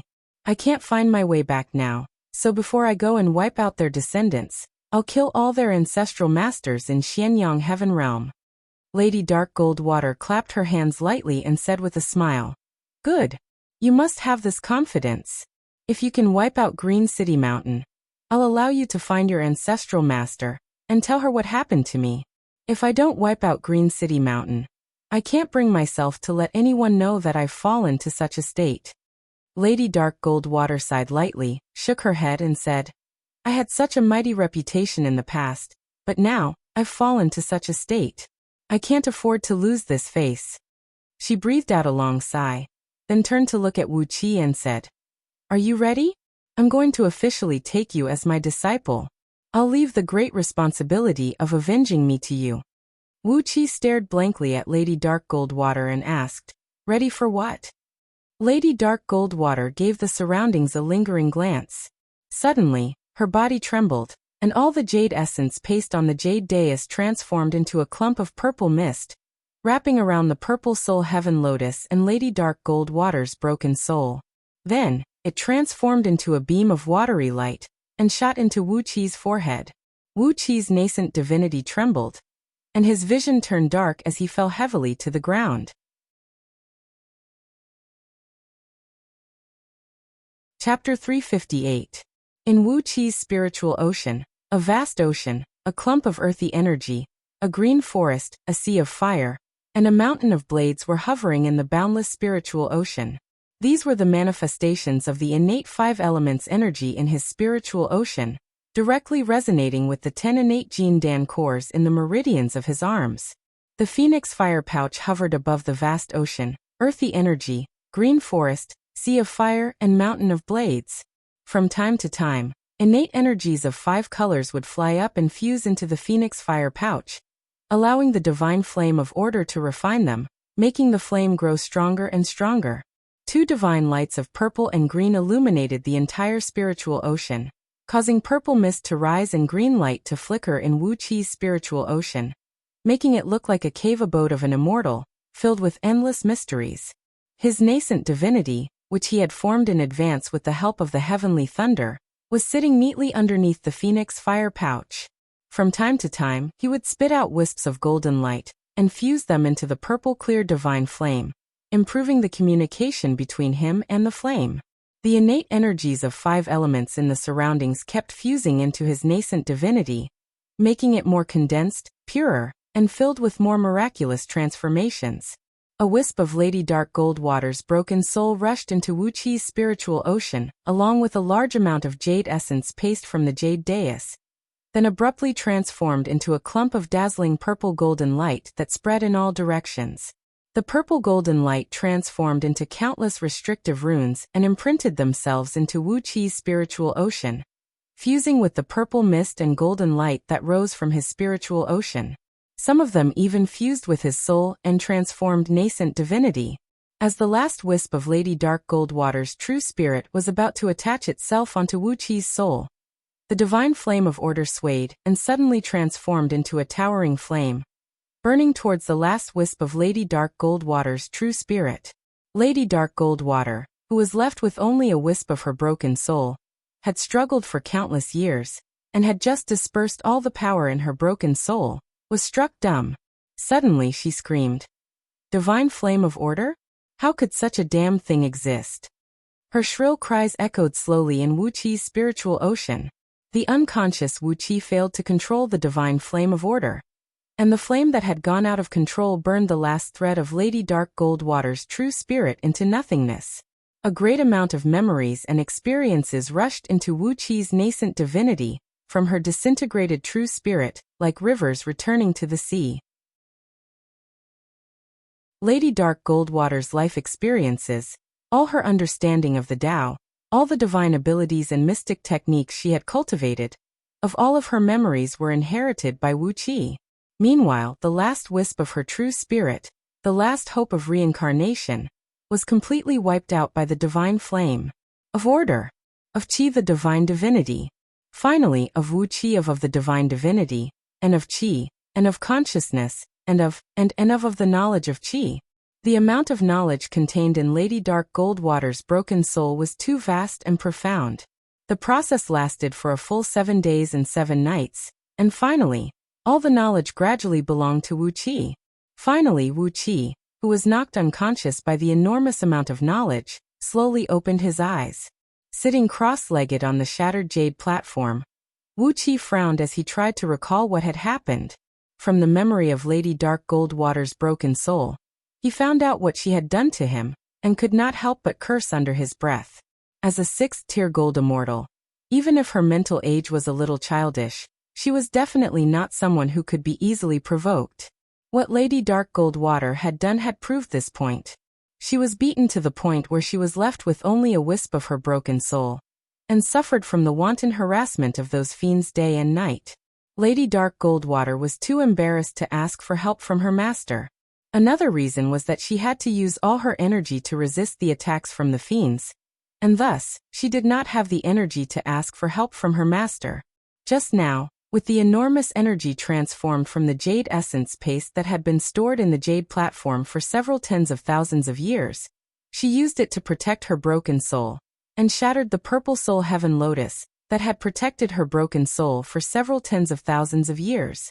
Then, with the magical power of the lotus, she extracted a wisp of her true spirit, combined all the energy of her immortal soul, the curse of the fiends, and the energy transformed from the jade essence paste into one, forming an immortal restrictive spell called Dark Een Soul Captivation, which imprisoned Wuqi's nascent divinity and soul.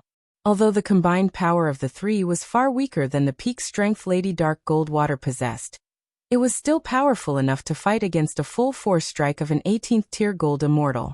The Dark Een Soul Captivation spell formed from such a powerful force had imprisoned Wuqi's soul and nascent divinity, leaving Wuqi with no ability to resist.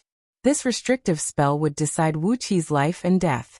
With a single thought from Lady Dark Goldwater, who controlled the restrictive spell, Wuqi's soul would vanish into thin air. According to Lady Dark Goldwater's plan, she used the restrictive spell to imprison Wuqi's soul, then fused the last wisp of her true spirit into Wuqi's soul, using Wuqi's soul to nourish her own true spirit. At the same time, she could give Wuqi advice and teach him the great Tao of Gold Immortal. This was equivalent to having a 6th tier Gold Immortal following Wuqi at all times, teaching Wuqi everything Lady Dark Goldwater had learned in her entire life. At the same time, Lady Dark Goldwater had also controlled Wuqi with the restrictive spell. With that, Wuqi could only listen to her orders, becoming a tool for her to exact revenge.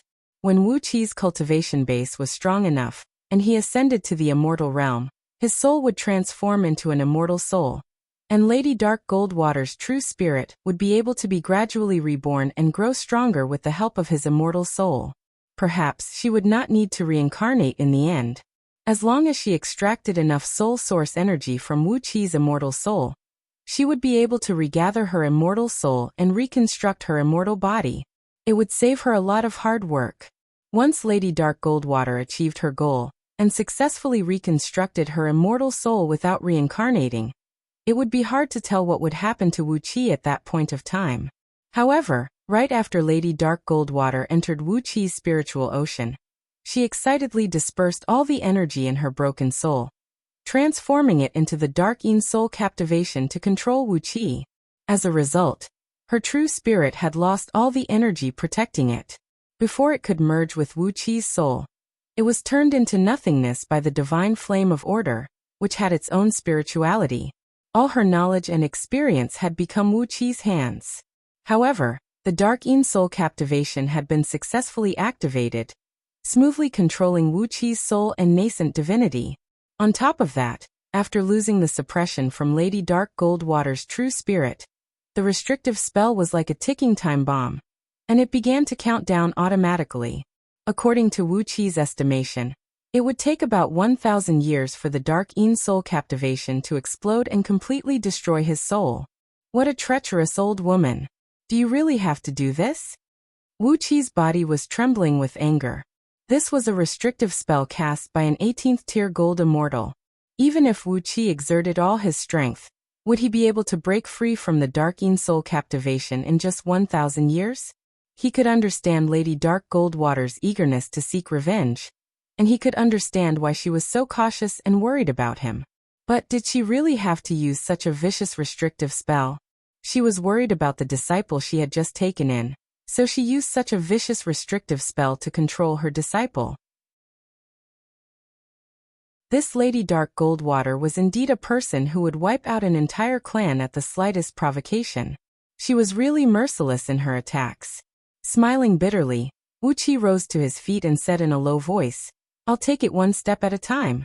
The Dark Een Soul Captivation is not necessarily impossible to get rid of." His nascent divinity trembled slightly. Wuqi could clearly sense that a thread of pure Een energy, as soft and gentle as water, had quietly coiled around his nascent divinity and 3 spiritual and 7 physical souls.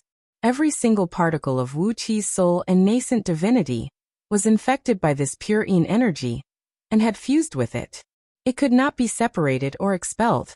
On top of that, this pure yin energy was absorbing the innate energy in Wuqi's body and growing stronger. Without the suppression from Lady Dark Goldwater's true spirit, this thread of pure yin energy was following the original function of the dark yin soul captivation to destroy the soul and nascent divinity, growing on its own like a cancer cell. In about 1,000 years, the dark yin energy would grow to its limit, and the dark yin soul captivation would explode. At that time, Wuqi, who had fused with it, would have his soul destroyed by the explosion. Lady Dark Goldwater's reckless action had not only delayed her own life, it had also pushed Wuqi to the edge of a cliff. I'll take it one step at a time. Dark yin soul captivation? The most powerful soul-restricting technique found in the Dark Yin Grand Magic of Lady Divine Water of Dark Yin True Water Palace? Dark Yin True Water Palace? The Supreme Overlord of Transformative Yin Heavenly Realm? Lady Divine Water? What a freak. She's actually an experienced first-tier gold immortal?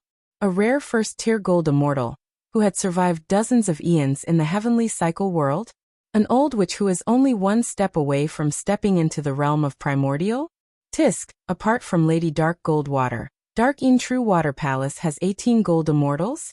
The transformative Yin heavenly realm, and the tens of thousands of heavenly realms around it are all under the jurisdiction of Dark Yin True Water Palace? And Lady Divine Water is an immortal official who has been appointed as an official? She's in charge of the 100,000 heavenly realms around it. She has a high position and great power. And she is indeed an incredible figure. Dark Yin Water Scripture. Is this the technique cultivated by Lady Divine Water? Not bad at all. Is this the true face of this world? With Pangu world as the core, the heavenly realms revolve around it in the boundless void? Sitting cross-legged on the broken jade platform, Wuqi lowered his head and began to ponder with a frown. In the Scroll of Stealing, the shadowy figure had also described the true face of this world to Wuqi. Pangu world was a complete world, extremely vast, with only one lonely continent. At all times, it was absorbing the source energy of the universe, expanding its size. Pangu world was boundless, with endless resources and natural energies, and countless strange and peculiar creatures. It was created by the ancient great Saint Pangu at the sacrifice of his own body, a blessed land for all living beings to multiply and grow. When Wuqi came to this world, he instinctively discovered that this world was completely different from the Pangu world in the shadowy figure's memory. Therefore, he was not sure where exactly he had come to. But now, after obtaining Lady Dark Goldwater's memory, and comparing it with the knowledge passed down to Wuqi by the shadowy figure in the Scroll of Stealing, Wuqi finally confirmed the world he was in. Pangu world, also known as the Immortal Realm, Heaven Realm, or any other random names. In short, this was the place he was in. Obviously, the shadowy figure was extremely ancient, many times more ancient than Lady Dark Goldwater's master. According to the shadowy figure, there were countless almighty experts living in Pangu world, and at that time, in order to manage the universe, they were preparing for the celestial court. But according to Lady Dark Goldwater's memory, the celestial court was an extremely ancient authority.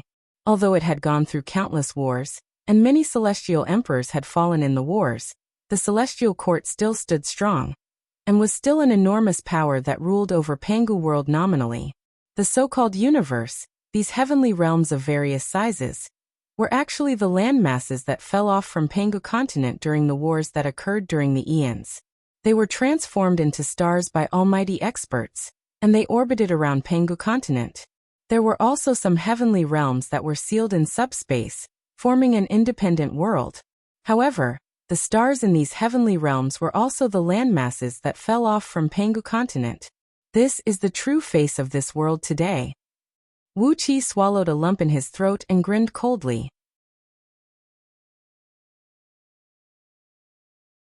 Chapter 359. After piecing together Lady Dark Goldwater's memories, and comparing them with what the shadowy figure had told him in the Scroll of Stealing, Wuqi's understanding of this world had deepened, and he had also vaguely grasped some of the secrets hidden in this world. When the tremor in his soul had completely calmed down, Wuqi took out a healing spirit pill and healed his body, which was severely injured by Lady Dark Gold Water. After that he rose to his feet, walked to the bottom of the green jade dais, and stepped heavily on a pale green jade brick on the ground. The jade platform moved away soundlessly, revealing a hole with a circumference of about 10 feet. Without hesitation he leaped into the hole, descended several hundred feet deep, and arrived at a quiet chamber that measured less than 100 feet in both width and length. The walls of the chamber were paved with fine jade, and countless patterns of rolling waves were engraved on its surface. Right in the middle of the chamber was a lone grayish-white hassock, and on top of it was a pile of broken bodies. Carefully Wuqi walked over, stood in front of the hassock, and bowed 3 times to the pile of dead bodies. Even if you have an evil intention, after all, we were master and disciple for 1 day and 1 night. I'll definitely avenge you, and I won't leave a single person in Green City alive. But there is still an enormous amount of energy essence left in your body. Isn't it a waste to waste it like this? Piled on the hassock was Lady Dark Gold Water's fleshly body. However, the once beautiful lady's head was chopped off, her limbs were broken, and there were 7 transparent holes on her chest, from which a faint dark smoke was rising. Although her face looked as if it was alive, and the color of her skin and flesh looked exactly the same as a real human, this immortal body had lost all its vitality, and was emanating an aura of death that chilled one's heart. After bowing 3 more times to Lady Dark Goldwater, Wuqi took out the phoenix fire pouch and refined Lady Dark Goldwater's body into blood crystals. 18,000 fist-sized, blood-red blood crystals with a faint purple tint on their surface were gathered in these blood crystals. They were all the remaining energy essence left in Lady Dark Goldwater's fleshly body. The power contained in each blood crystal was almost equal to the full cultivation base of a high-level heaven immortal. If Wuqi were to consume one of them, his fleshly body would definitely explode on the spot. Carefully, Wuqi placed the blood crystals into the black dragon spirit ring. After that, he gave the hassock another 3 kowtows. Don't blame me, don't blame me. Your soul has already dissipated. There's no point in keeping a broken body. It's just a waste of the remaining essence energy. I have no malice towards you. You were the one who acted recklessly and destroyed the last hope of rebirth.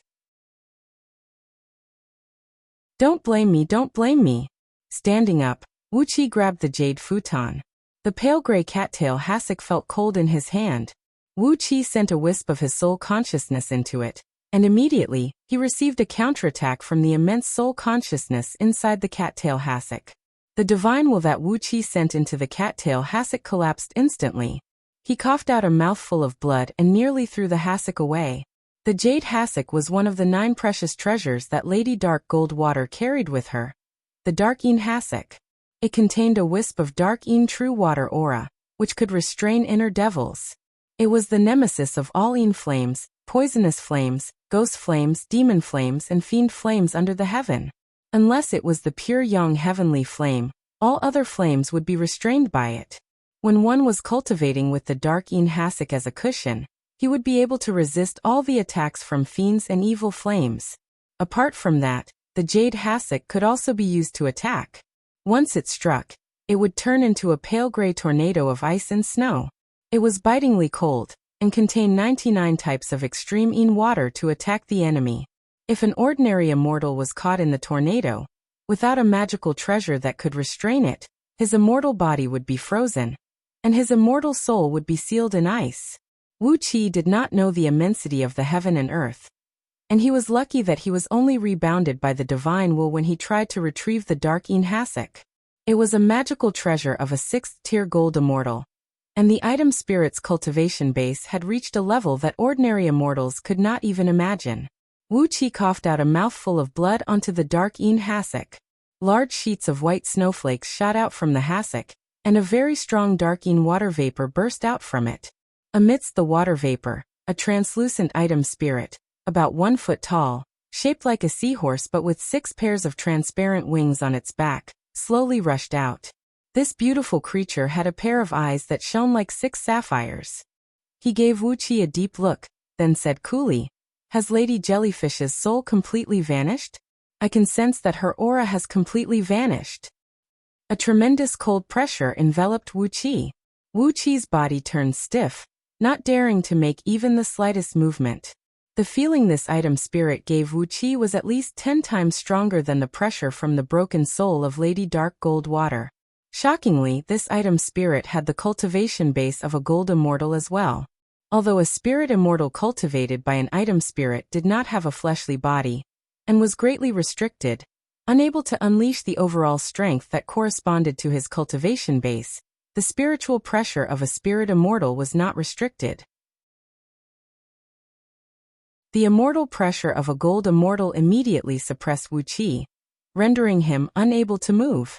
Clenching his teeth and staring at the item spirit of the Darkeen Hasek, Wuqi said in a deep voice, "Yes, she wanted to attach her true spirit to my soul, absorbing the energy of my soul to repair herself. However, I once had a fortuitous encounter, and subdued a thread of divine flame of order, hiding it in my spiritual ocean. She accidentally bumped into it, and her soul was destroyed." "I." The little seahorse item spirit cried out in shock. "How could I encounter such an unlucky thing? But it is not strange at all. After all, she was poisoned by her best friend, who she regarded as her life and death friend, and even had 99% of the spirit herbs and treasures in her palace taken away. It is only natural that she was unlucky enough to bump into the divine flame of order, an innate divine flame that specializes in hurting souls and divine will." The item spirit breathed out a long sigh, then shook its head and said, "Does that mean I'm free now?" Wuqi laughed dryly, nodded and said, "You are free now. You can go wherever you want. No one will restrain you, no one." Before he could finish, the item spirit of the Darkeen Hasek had already unleashed a nearly corporeal divine will, circling around Wuqi's body. Frowning, he said, "The aura emanating from you is a little strange. Did I sense it wrong? There is no mistaking it, it is that aura." The item spirit sprung up into the air and circled around Wuqi twice, then cried out loudly, "Hey kid, do you have anything strange with you?" Countless thoughts flashed across Wuqi's mind in an instant. "What strange thing?" he asked with a deep voice. The item spirit shook its head and circled around Wuqi a few times, then suddenly plunged into Wuqi's body. Wuqi felt a bone-piercing cold airflow quickly circulating a few times in his body, flowing through his main meridians, then plunged into his spiritual ocean. All of a sudden, he heard a joyful laughter coming out from his spiritual ocean. "It is indeed the innate water. Kid, you have a precious treasure with you, yet you are asking me." In his spiritual ocean, the item spirit plunged into the vast ocean that stretched for several tens of thousands of miles, swimming quickly and comfortably in it. The item spirit heaved a long sigh and said, "Innate water. With its nourishment, I may have a chance to transform into an innate spirit treasure. At that time, I'll be able to get rid of this damned identity of an item spirit and become a true immortal. I won't have to work like a slave for someone else for the rest of my life." The item spirit flapped the 6 pairs of wings on its back excitedly, while beams of bright gleam shone from its eyes.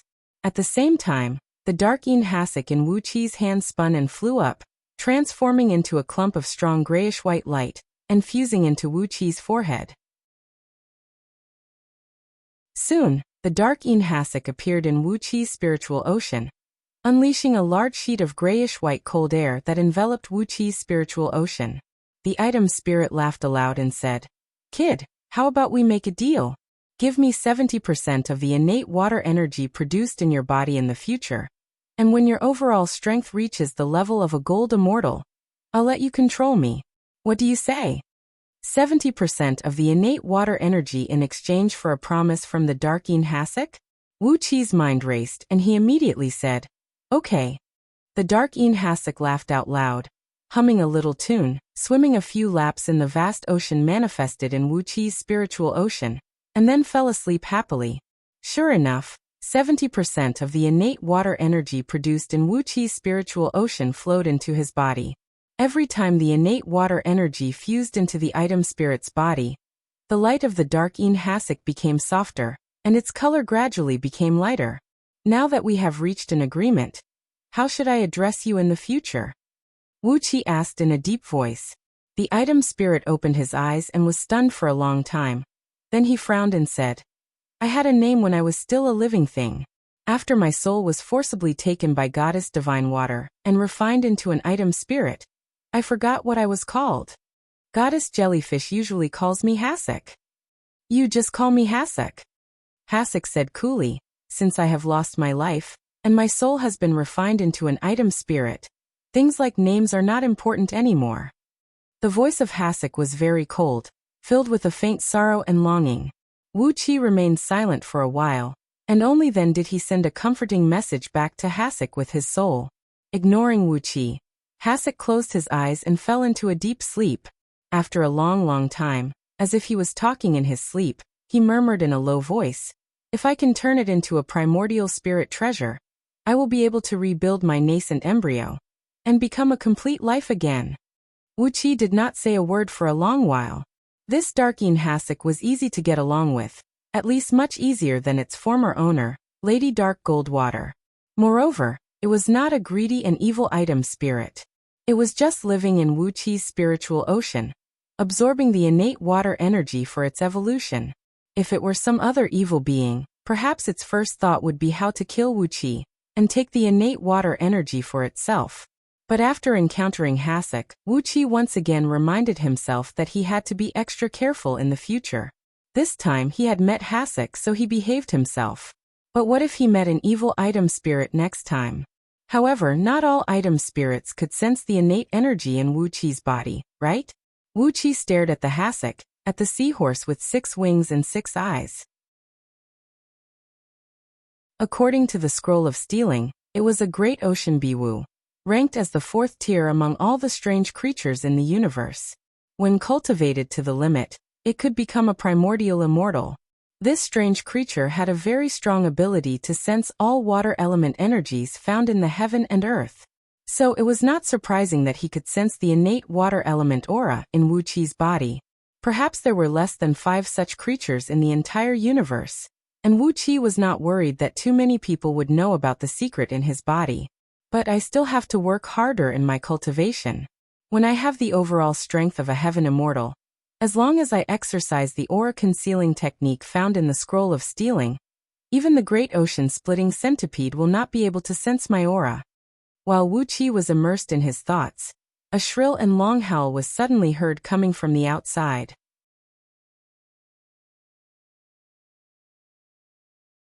Chapter 360. The miserable shriek that came from the outside came from Zhao Kuo. Hastily, Wuxia ran out from the heavenly water dark palace. When he stood on the edge of the huge jade lotus leaf and looked out, he saw Zhao Kuo, Yan Qijuan, and the others soaked in the vast heavenly true water, their bodies covered in frost. Yan Qijuan and the others had long fainted due to the extreme cold, and only Zhao Kuo still had some strength left.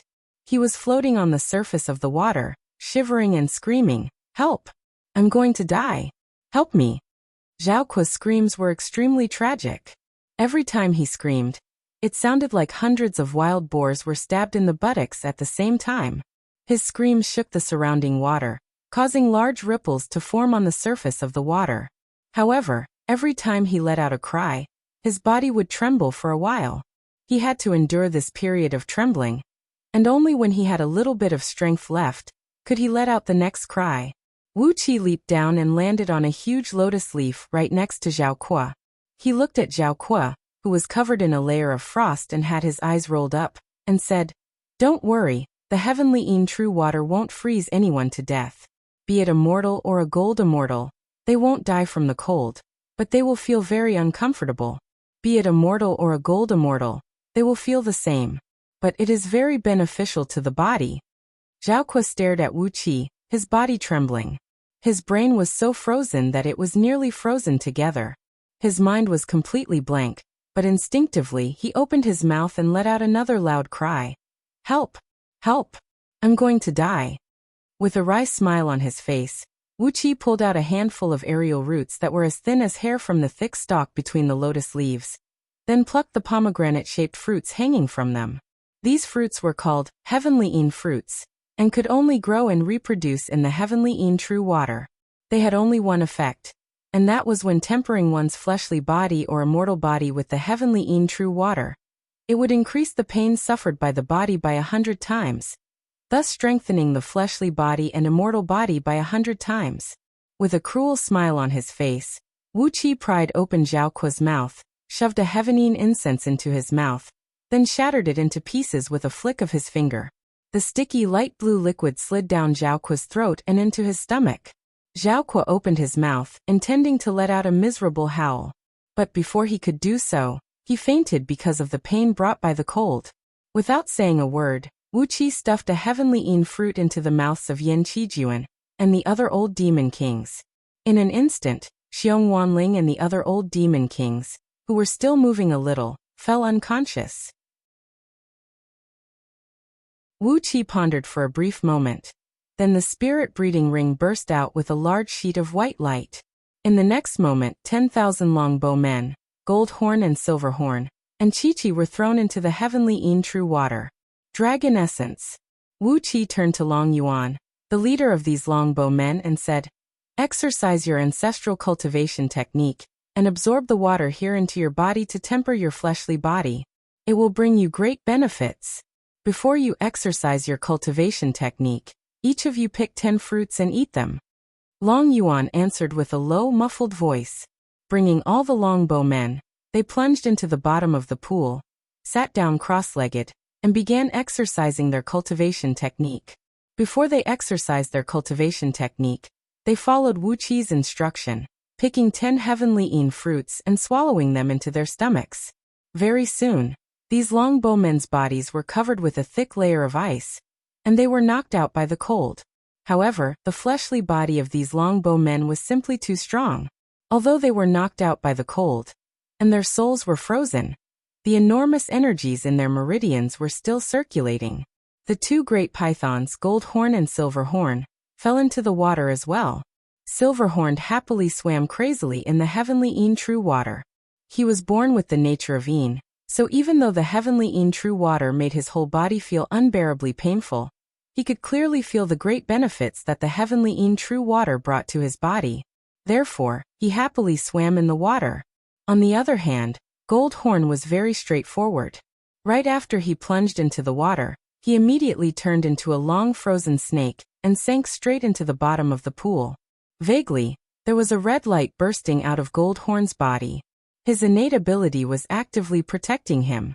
Wuxia scolded him and asked Silver Horn to take care of his elder brother, while also making them swallow a few heavenly fruits. Therefore, Gold Horn howled in pain, struggled for a moment and fainted. On the other hand, Silver Horn, who did not take it seriously at first, also fainted after swallowing a few fruits. The heavenly true water was a miraculous true water that treated both mortals and gold immortals equally, and could make them faint from the extreme pain. When the pain was magnified 100 times, even a primordial immortal would faint from it, let alone these people around Wuxia. Looking at these poor men who had fainted from the cold, Wuxia burst out laughing. The heavenly true water was a rare and precious substance under the heaven. It had a cold nature and was extremely condensed. Its unique effect was that, like a blacksmith quenching fire, it could remove the impurities from one's fleshly body and immortal body, strengthening the fleshly body. The fleshly body tempered by the heavenly true water was at least 3 times stronger than that of a cultivator of the same realm and cultivation base. Naturally, the amount of energy it could contain was also a few times greater. If a cultivator could stay awake and carefully temper his entire body with the heavenly true water, he could strengthen his fleshly body by at least 100 times. This was an extremely frightening effect, as it basically meant that he would be invincible within the same realm, as well as the possibility of challenging those who were stronger than him. The reason why there was so much heavenly true water outside Lady Dark Goldwater's temporary imperial abode was because of the huge vase on the roof of the Heavenly Water Dark Palace. The vase was also a rare and good treasure. Over the years, it had been absorbing water element energy, producing such a large area of heavenly true water. He raised his head and gave the huge vase a look, then swallowed 10 heavenly fruits in one go, as well as a total of 30 blood crystals refined with the fleshly body of a heaven immortal. After that, he exercised the dragon transformation script and plunged into the heavenly true water, sinking deep into the bottom of the pool. A clump of dark mist rushed out from his side, transforming into a ferocious flood dragon. It threw its head back and gave a long roar into the sky. Immediately, the bone-piercingly cold heavenly true water in the surroundings rushed into Wuqi's body like birds flying into the woods. Amidst a series of cracking noises, countless cracks appeared on Wuqi's skin, and the biggest piece of his skin was the size of a sesame seed. Wisps of dark blood rushed out from Wuqi's body, bringing with them a pungent stench as they were quickly purified by the rolling heavenly true water. A huge amount of sticky and cold heavenly true water rushed into Wuqi's body, filling every single cell in his body and soaking him in the extremely cold heavenly true water. Wuqi let out a painful howl and nearly fainted like Zhao Kuo and the others. However, the heaven immortal blood crystals he swallowed exploded inside his body like a bomb, sending an endless stream of heat surging through his entire body. A dazzling golden light burst out from Wuqi's body. Amidst the blinding light, his skin suddenly turned into nothingness, exposing a clump of bloody flesh. The golden light converged on the surface of Wuqi's body, and his skin began to grow back quickly. Amidst a series of cracking noises, all the tendons, bones, blood vessels, muscles, and internal organs in Wuqi's body were being run through by the scorching stream of dragon transformation script, which came with a trace of wild and untamed aura. Abruptly, Wuqi's body expanded to 1 foot tall, and a faint dragon scale-shaped halo emerged from under his skin. The heavenly true water swirled, and was injected into Wuqi's body. Dark and foul-smelling blood kept spraying out from his body, while an aura that felt ancient, and like that of a great beast from the primeval times kept spreading out from his body. The strength of his body was increasing rapidly, while his meridians and acupoints were strengthened by several dozens of times. The energies that filled his meridians immediately became as insignificant as a small stream in a dried-up river. Wuqi opened his mouth and swallowed another 30 heaven immortal blood crystals. An even stronger stream of heat flowed quickly through his body, while all 10 innate Jin Dan were absorbing energy essence at full speed, transforming into enormous innate energies that circulated around his body, while silently exercising the 7 foundation establishment technique to improve the grade of Jin Dan, replenishing the energies in his body, and improving the strength of his fleshly body. Wuqi divided his mind and multitasked his mind. By carrying out a few steps at the same time, his overall strength was improving at a steady pace. In his Dantian, apart from the nascent soul cultivating with White Cloud Immortal Sex Energy Unity technique, a new Jin Dan was gradually taking shape. The new Jin Dan had a grayish-white hue, and was emanating a threatening cold air. Using the mystic technique found in Scroll of Stealing, and the divine ability of stealing the sun, Wuqi had once again formed a false core. A false core specially used for cultivating the dark water scripture. Theoretically, with the mystic technique found in Scroll of Stealing, as long as Wuqi's nascent divinity was strong enough, he could cultivate with an unlimited number of cultivation techniques. The dark water scripture was a top-grade cultivation technique, and when cultivated to its limit, it could even give birth to an innate ice flame. No matter how hard White Cloud Immortal Sex Energy Unity technique was, it could not be compared to the dark water scripture. Therefore, naturally, Wuqi would not let go of this cultivation technique. As he had inherited all the experiences from Lady Dark Goldwater, Wuqi kept breaking through his cultivation with an irresistible force. In just a few hours, supported by the enormous energy from the Heaven Immortal's blood crystal, the grayish-white Jin Dan in Wuqi's Dantian suddenly cracked open, from within which, a nascent soul with a pair of blank eyes and shrouded in a strong cold air sprung out. Wuqi's nascent divinity moved, injecting a thread of his divine sense into the false core. An enormous amount of energy kept being injected into the false core, pushing it to the peak stage of nascent soul realm, in just a blink of an eye. At the same time, driven by the enormous heaven immortal energy essence, 10 innate Jin Dan S in Wuqi's stealing heaven meridians in both of his arms burst out with a dazzling golden light at the same time. The 7 foundation establishment technique had finally reached the bottleneck of Jin Dan realm, and all 10 Jin Dan S had been pushed to the peak stage of Jin Dan realm. Just when Wuqi was about to strike the iron while it was hot and complete this stage of the 7 foundation establishment technique, pushing his cultivation base to another realm, the cold air outside his body was no longer there, and not a single drop of heavenly true water was sucked into his body.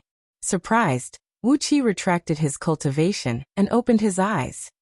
He saw that the heavenly true water within 1,000 miles circumference was completely gone, and all the heavenly fruits had withered and fallen to the ground.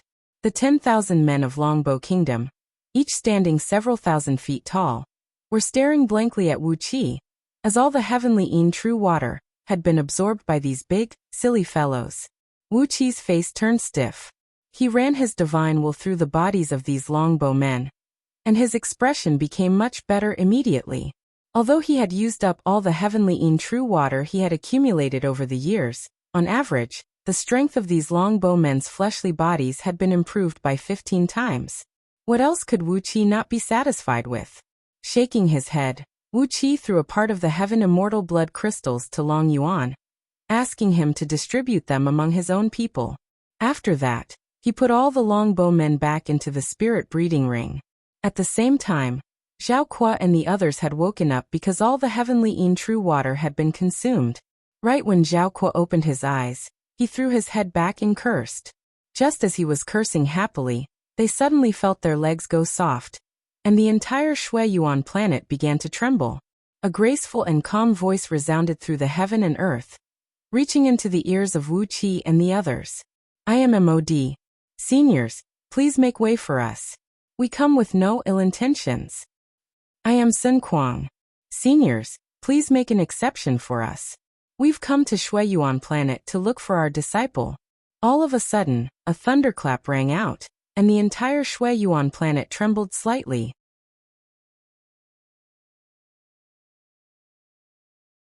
Chapter 361. When he was done, Wuqi breathed out a mouthful of energy, which transformed into countless sword beams and swept across the place.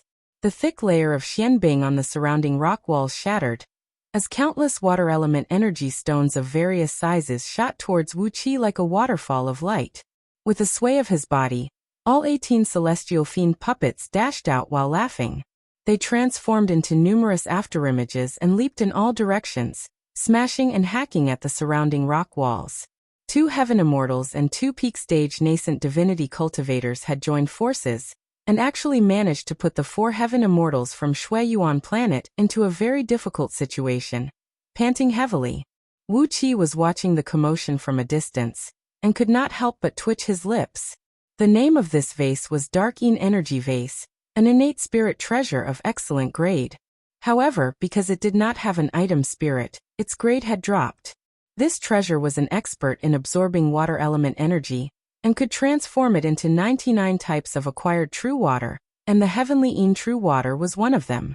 Other types of acquired true water, such as those used in alchemy, fire extinguishing, flower watering, grass planting, fish rearing, and feeding livestock and demon beasts, could all be transformed by the Dark Energy Vase.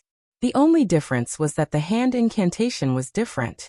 The remaining 4 heaven immortals who were fighting with them were trapped by the silver mist, and the natural energy in the surroundings suddenly froze. The incantation of immortal magic they were preparing was interrupted, and the backlash of their immortal energy made them feel so uncomfortable that they nearly coughed blood.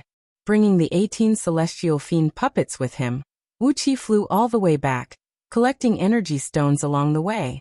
There were too many energy stones and the efficiency was too low.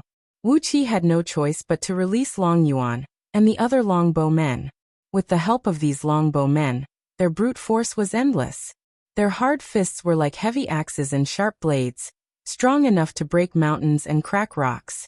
10,000 longbow men were running in all directions, fighting and causing the ground to shake. Large chunks of energy stones kept falling off, and were sucked into Wuqi's Black Dragon Spirit Ring. With this, the efficiency was increased by more than 1,000 times. Bringing 18 celestial fiend puppets and 10,000 longbow men, Wuqi plundered everything along the way.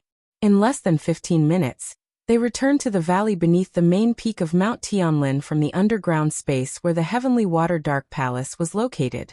It had been more than 3 years since he last met these people, Mod and Sun Quan gave Wuqi a great surprise this time. Mod and Sun Quan were shrouded in a faint immortal aura, and the tricolored flowers had gathered above their heads. As they moved, the golden clouds of immortal energy could be vaguely seen. In the past 3 years, they had all transcended the lightning tribulations and broken through to the heavenly immortal realm. Mod, Sun Quan, Su Qin, and Han Fei were fighting with 4 heaven immortals.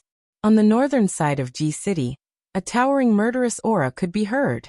The noises of fighting and miserable howls shook the entire Ji City. He did not have the time to calculate how many ice element energy stones he had plundered this time.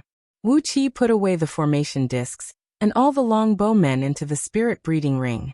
Then 2 great pythons coiled around his body. Shrouded in dark smoke and evil aura, he transformed into a beam of dark light, and sped towards the direction where the thunderclaps and furious roars were coming from. However, controlling this heavenly water-dark palace required an incredible amount of divine sense. Without the cultivation base of Gold Immortal, it was impossible to control it freely. So Wuqi just put it away, and did not have the sweet dream of being able to control it easily. 3 miserable howls rang out. The bodies of 3 heaven immortals were nearly pierced through by Mod's sword. Coughing out a mouthful of golden blood, they spun and fled without saying a word. The poor cultivators of Shui Yuan planet did not have a strong cultivation base to begin with. When they were hit by the weapons specially made by Mo sect, before they could produce their defensive magical treasures, they were turned into nothingness amidst the crimson flame and golden light. Only 7 to 8 nascent soul cultivators managed to fly up into the sky, trying to flee. But before they could fly far, Wuqi had already flown out from the sword of Greedy Wolf. Right after he stepped out from the teleportation formation in Ji City, he heard a deafening battle cry. Right at that moment, Mod dashed out, holding a pitch-black, heavy, thick and square sword in his hand, which looked more like an iron stick. He slowly pointed it forward and said softly, "Love with impartiality, don't attack. If you don't attack, then attack." Then, he pointed the sword forward, and caused the void before the chests of the 3 heaven immortals to suddenly collapse. While Wuqi was flying towards them, a heaven immortal who was fighting fiercely with Sun Quan suddenly flew into a rage out of humiliation. He casually slapped a large, pitch-black gourd carried on his back. A flame flickered in the mouth of the gourd, as a plume of green smoke and yellow flame shot out with a foul stench, transforming into several hundred flaming pythons and thrusting towards Sun Quan and the other 3 heaven immortals. Judging from the energy ripples emanating from them, they had both reached the peak stage of nascent divinity realm, and were only 1 step away from heaven immortals. Obviously, after cultivating the mystic technique of energy unity and receiving the guidance of orthodox immortals, these existences, whose intelligence could only be described as monstrous geniuses, had their cultivation base improved at a tremendous pace. The heaven immortal who unleashed the green smoke and yellow flame howled angrily. But before he could retract the flame, Sun Quan had already fixed his gaze on him with a pair of bright eyes. Sun Quan extended both hands and grabbed at the surrounding void, clasping them together as he sighed softly and said, "There is a righteous energy under the heaven, and it is the righteous energy that slays all evils. Hear heart-calming and fiend-slaying immortal thunder of 4 directions." 14 wolf heads threw their heads back, and let out a long howl. A beam of black light shot out, and pierced through 8 nascent souls, causing them to howl miserably as they were sucked into the sword of Greedy Wolf. After tidying up the dark yin energy vase, Wuqi coughed out a mouthful of blood, and sprayed it onto the exquisite heavenly water-dark palace.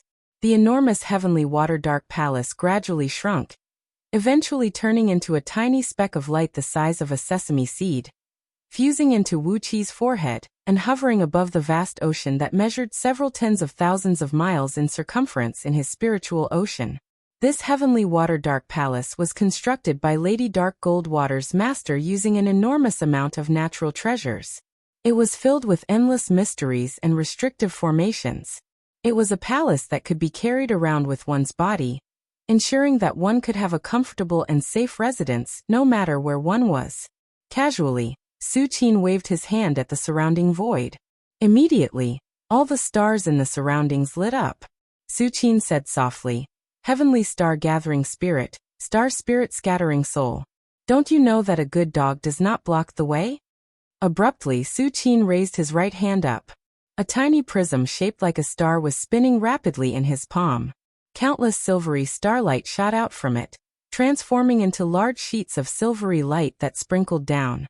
He changed into a black Taoist robe, revealed his true face, and exercised the Yin ghost technique taught to him by Princess Zhonglu, causing a dense ghost aura to linger around his body. With that, Wuxia played the role of an evil fiend cultivator perfectly. He flew up and hovered above the heavenly water dark palace. Following Lady Dark Goldwater's memory, he subdued the huge vase with a restrictive technique, then shoved it into the black dragon spirit ring. Suddenly, a few pitch-black cannons on the planetary ship that looked like a city of ink suddenly shot out large sheets of crimson and golden light, smashing viciously onto the bodies of those Shui Yuan planet cultivators. Like thunderbolts, the golden light poured down with deafening booms. Relying on the support of a heaven immortal, several hundred Shui Yuan planet cultivators had been watching the battle from a close distance without any scruples. But they did not expect that the heaven immortal would be defeated so quickly, and were immediately struck by the golden light. While Han Fei and Sun Kuang worked together to severely injure a celestial immortal, Su Qin and Mo Di didn't stop. Dark Radiance Planet had shut down the Grand Universal Teleportation Formation as well. Wu Qi's face blushed slightly. Hastily, he changed the topic and released Yen Qijuan and the others from the spirit breeding ring. A pitch-black planetary ship that looked like a city of ink was seen hovering in space. Sun Kuang, Mo Di, Han Fei, Su Qin, and all the renowned experts of Great Yin Dynasty were on board. A faint dark gleam was emanating from the ship, as a few pitch-black cannons of war machines were pointed at Shui Yuan Planet. Several dozens of nascent soul cultivators of Great Yin Dynasty were controlling those war machines with incredible destructive power, deterring the surrounding Shui Yuan Planet cultivators who came with ill intentions. Using the Grand Universal Teleportation Formation, Feng Clan and Yu Clan, who had lost their patriarchs, were forced to open the Grand Universal Teleportation Formation. Very soon, they returned to White Cloud Planet. Using the Grand Universal Teleportation Formation constructed by Wu Qi on White Cloud Planet, they soon returned to Ji City. But the energy stones stored here were simply too large. The greatest function of Heavenly Water Dark Palace was its ability to alter the surrounding energy veins in a small area, absorbing all natural energies and transforming them into energy stones of cold element. After several hundreds of thousands of years of accumulation, this underground space measuring over 1,000 miles in circumference was actually transformed by Heavenly Water Dark Palace. It was not hard to tell how many energy stones were stored here. Very soon, Wuxia arrived several thousand miles away in the sky, 300 miles above the ground. Upon hearing the thunderclap, Wuxia hastily exercised the spirit breeding ring, and shoved all 10,000 longbow men back into it, who had obtained a great benefit. After that, Zhao Kuo and the others were sent back into the ring as well. Only Gold Horn and Silver Horn, the two brothers, were transformed into two large snakes, each about 10 feet long and as thick as a fist, and coiled lazily around his body. Before Sun Kuang could do anything, Han Fei, who had an expressionless face, murmured in a low voice like a child learning how to speak. As the saying goes, punishment does not apply to scholar officials. With a gentle shake of the jade scroll in his hand, he waved a golden writing brush in his right hand. The green smoke and yellow flames that were sweeping toward them suddenly paused, and then rolled back, burning the four heaven immortals and the people behind them into a sorry state. Let's go. Stop talking nonsense. Modi's face darkened, while Sun Kuang said coolly, don't blame us. A few days ago, Dark Radiance Planet, which is the closest planet to Shui Yuan Planet, suddenly shut down its only Grand Universal Teleportation Formation. Therefore, we had no choice but to come here through the Four Corners Planet, which is the closest planet to this planet. Despite our haste, it took us so many days to get here in the vast starry sky. The group did not dwell on what happened in Shui Yuan Planet any longer. They quickly boarded the planetary ship and left for Dark Radiance Planet. Amidst miserable howls and cries, A few cultivators clad in the robe of Bai clan from White Frost City were caught by the yellow flame. When the malicious yellow flame touched their bodies, it spread quickly, burning their flesh and skin. In just the time of a single breath, their fleshly bodies were burned into a pile of ashes. Countless energy stones shot out in all directions, then were wrapped up by Wuxia's powerful divine will and sucked into the black dragon spirit ring. Mod burst into laughter and said, "Wuxia, little fellow, have you rescued them?" Wuxia retracted the sword of greedy wolf and flew before Mod and the others. He gave them a displeased glare and shouted, "Since you possess such a strong cultivation base, and even a few heaven immortals were beaten to a pulp by you, why did you wait until today to come and help us?" Streams of clear air rolled and rolled over from all directions, as a clump of immortal thunder, about the size of a human head and glinting with a green light, took shape in Sun Quang's palm. With a wave of his hand, the immortal thunder transformed into a beam of golden light and shot out, smashing viciously onto the heaven immortal, who carried a large gourd on his back. A loud boom rang out, followed by a deafening thunderclap. The black gourd on the heaven immortal's back shattered into pieces, while the heaven immortal himself was badly mutilated. Howling miserably, he transformed into a wisp of green smoke and fled at top speed.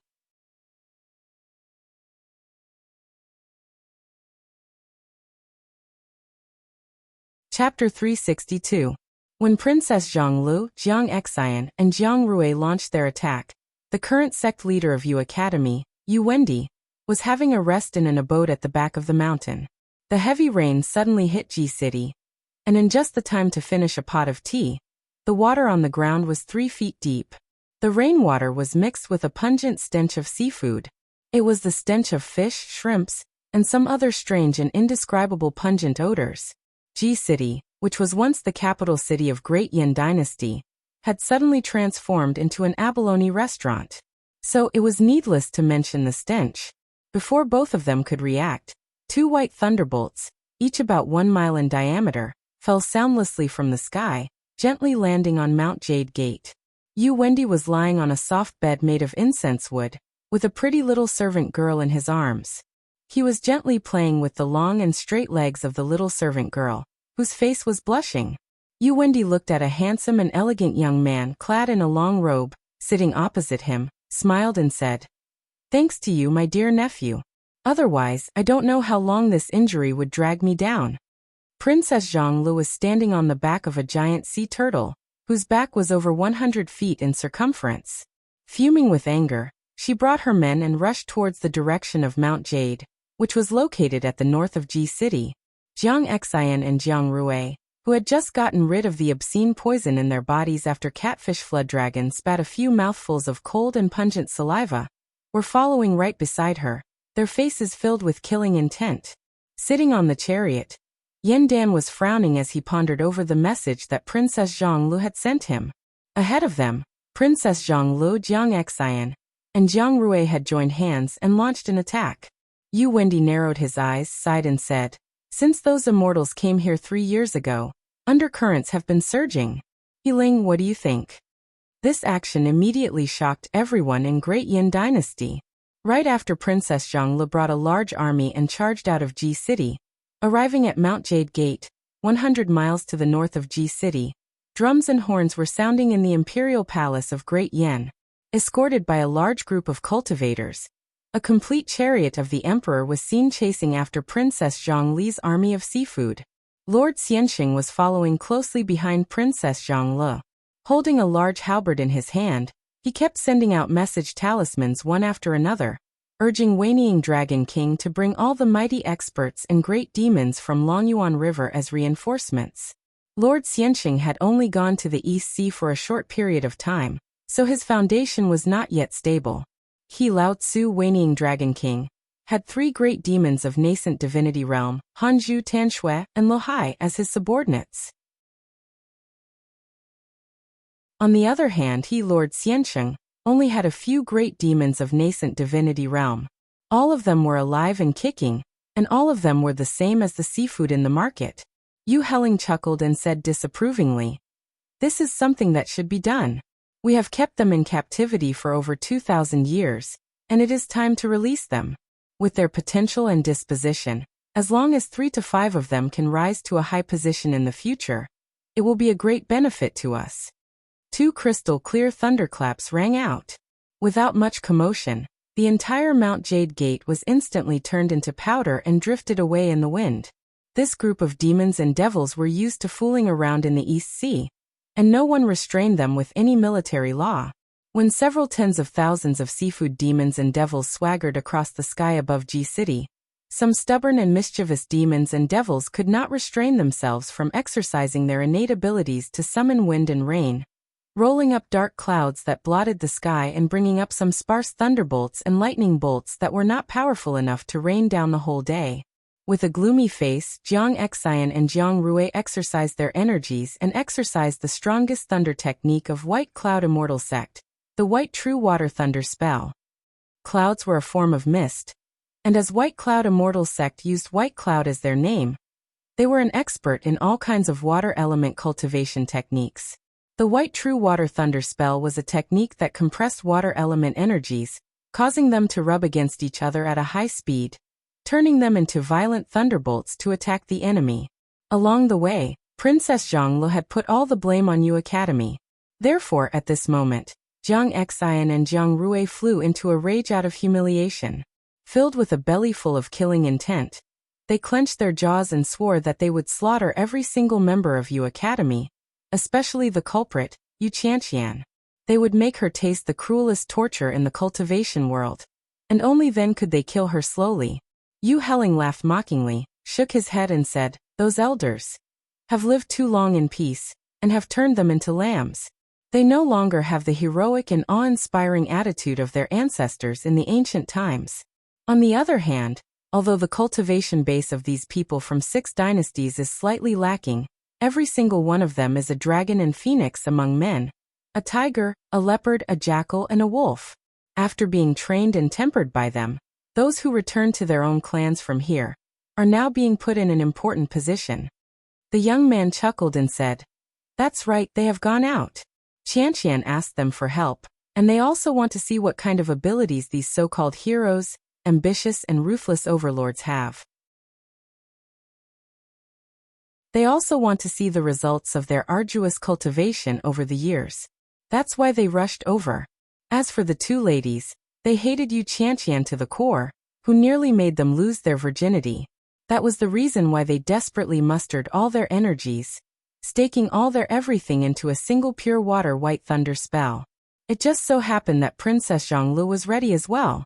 Casually, she swung her sword and hacked forcefully towards Mount Yu.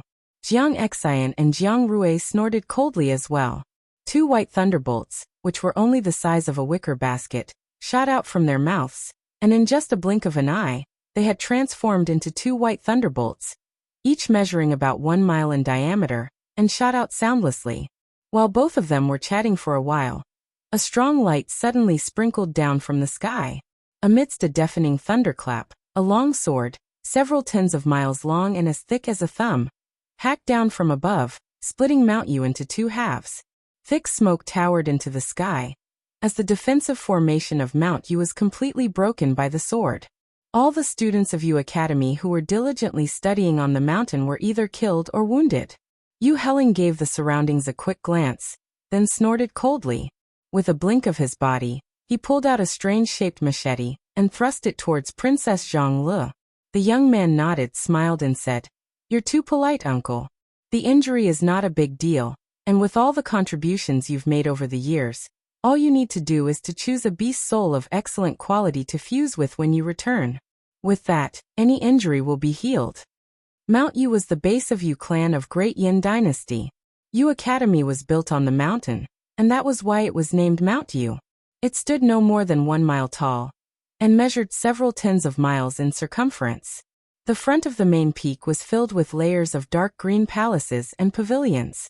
It was the place where the students of Yu Academy studied. Meanwhile, a few exquisite and elegant pavilions could be seen at the back of the mountain, where the teachers of Yu Academy usually stayed. Touching her buttocks, Catfish Flood Dragon clenched her jaws and said, "Bald-tailed dragon. If this name is spread out, it will be a disgrace." Yu Hutta smiled faintly. He squeezed the girl's breast and said in a low voice, "Huda Hatian, and the others have gone out?" Catfish Flood Dragon was standing excitedly on the back of a huge seahorse, glancing left and right. She rolled up her sleeves complacently and said with a loud laugh, I've brought an army of several tens of thousands of soldiers to beat someone up. Now that's what I call awe-inspiring. As for that little girl named Yu Qianqian, let me eat her up. Even my tail has been broken by those people she brought here. I'll definitely avenge her." An auspicious five-colored ray spread out from Princess Zhongli's body, gradually enveloping an area of 100 miles in circumference. Dark clouds rolled and rolled, covering the ground with a thickness of 10 miles, stirring up the foul wind and dark clouds that were stirred up by the sea demons. Thunderbolts as thick as a water tank were seen rolling and rocking amidst the dark clouds. The deep, muffled rumbles of thunder shook the ground violently, and tiny cracks began to appear on the surface of Mount Yu. Yu Helling was flying at an incredible speed. Before Princess Zhongli could see the approaching blade beam, it had already arrived before her face. Although it was possible for these little demons to ride on the cloud, they still maintained their original form of fishes and shrimps, just that their bodies had become much bigger. For a moment, the sky above G City was shrouded with dense demonic clouds. Water vapor towered into the sky, and the smell of fresh seafood drifted to a distance of several hundred miles. Standing on the ground and looking up into the sky, one's eyes were filled with lobsters, hairtails, and turtles of various sizes. Mixed among them were some great demons who had the heads of seafood, and barely had the body of a human. There were also some sea demons who had attained the cultivation base of nascent soul realm, and had taken the form of a human. An enormous natural force surged into Princess Zhongli's body. Her eyes shone with a faint five-colored gleam. Once again, she had entered the state of enlightenment that all cultivators could only dream of. She slowly clasped her palms together, and a thunderbolt burst out from her palms, condensing into a blue sword that measured several tens of miles in length, and was only as thick as a thumb. The sword was formed entirely from powerful electric currents, and from time to time, it would produce loud crackling noises. Mount Yu City was rich in natural energy, and the scenery was beautiful. On top of that, the back of the mountain was quiet and pleasant, and it felt like spring all year round. Because of that, Yu Wendi was severely wounded by Wuxia with a crossbow in the middle of a snowy night. Because of that, he was unable to walk freely, so he left Yu Clan's mansion in G City, and stayed in an abode located at the back of the mountain. Princess Zhongli rushed back to G City in a threatening manner, followed by several hundred cultivators from White Cloud Immortal Sect. Together with Lord Xianxing and Catfish Flood Dragon, the hundreds of thousands of prawn and crab soldiers under the lead of them, Lord Xianxing and Catfish Flood Dragon. Among these prawn and crab soldiers, only a few of them had the cultivation base of Jindan realm. Most of them had just stepped onto the Tao of cultivation, and had learned how to speak human language. The nature of the water thunder was soft and gentle, and the force of the thunder could penetrate the insides of any object. Therefore, the true water white thunder spell was best at attacking a mountain gate protected by a defensive formation. When the thunder exploded on the defensive formation, the force of the thunder could penetrate the formation and hurt the person inside. If it was used to hit someone, the person would look perfectly fine on the outside, but the inside would be smashed into a clump of blood. The five-colored divine ray behind Princess Zhongli's back soared to the height of half a sky, blanketing an area of 10 miles in circumference. Immediately, the natural energies within the area of 1,000 miles began to roll and roll rapidly. Large patches of dark clouds began to roll and roll over, with bolts of lightning twisting and darting amidst the dark clouds. Deep, muffled thunderclaps shook Mount Yu and Chi-Chi. With all her concentration, Princess Zhongli exercised the cultivation technique inherited from her bloodline. The bun on her head was loosened, and her long hair flew up into the sky one after another. They danced and wheeled in the air, bringing together countless magnificent five-colored halos. Yu Huda left the little maidservant in his hand, and fled into the sky in a panic. Among the several tens of thousands of disciples of Yu Academy on Mount Yu, only he and Yu Helling managed to make it out alive. Yu Helling sprung up into the sky, while the soul of a golden rock flew up into the sky and let out a clear cry. Spreading her palms, Princess Zhongli floated up into the sky and flew into the dark clouds that were getting denser and denser. Then, she opened her mouth and began to sing an ancient, monotonous melody that repeated back and forth with the same rhythm. However, as Princess Zhongli continued to sing, the monotonous melody began to have countless changes. It was as if an inconspicuous, pitch-black seed was buried underground and had begun to sprout, shoot out branches, grow leaves and blossom flowers, emanating an endless life force. Wendy nodded and said with a smile, "That's true. Speaking of which, they are indeed extraordinary. The disciples of our clan have been fighting and scheming with them for many years in G City, and each of them has made a great progress. No matter it is in dealing with people or scheming, they are much stronger than the elders of our clan."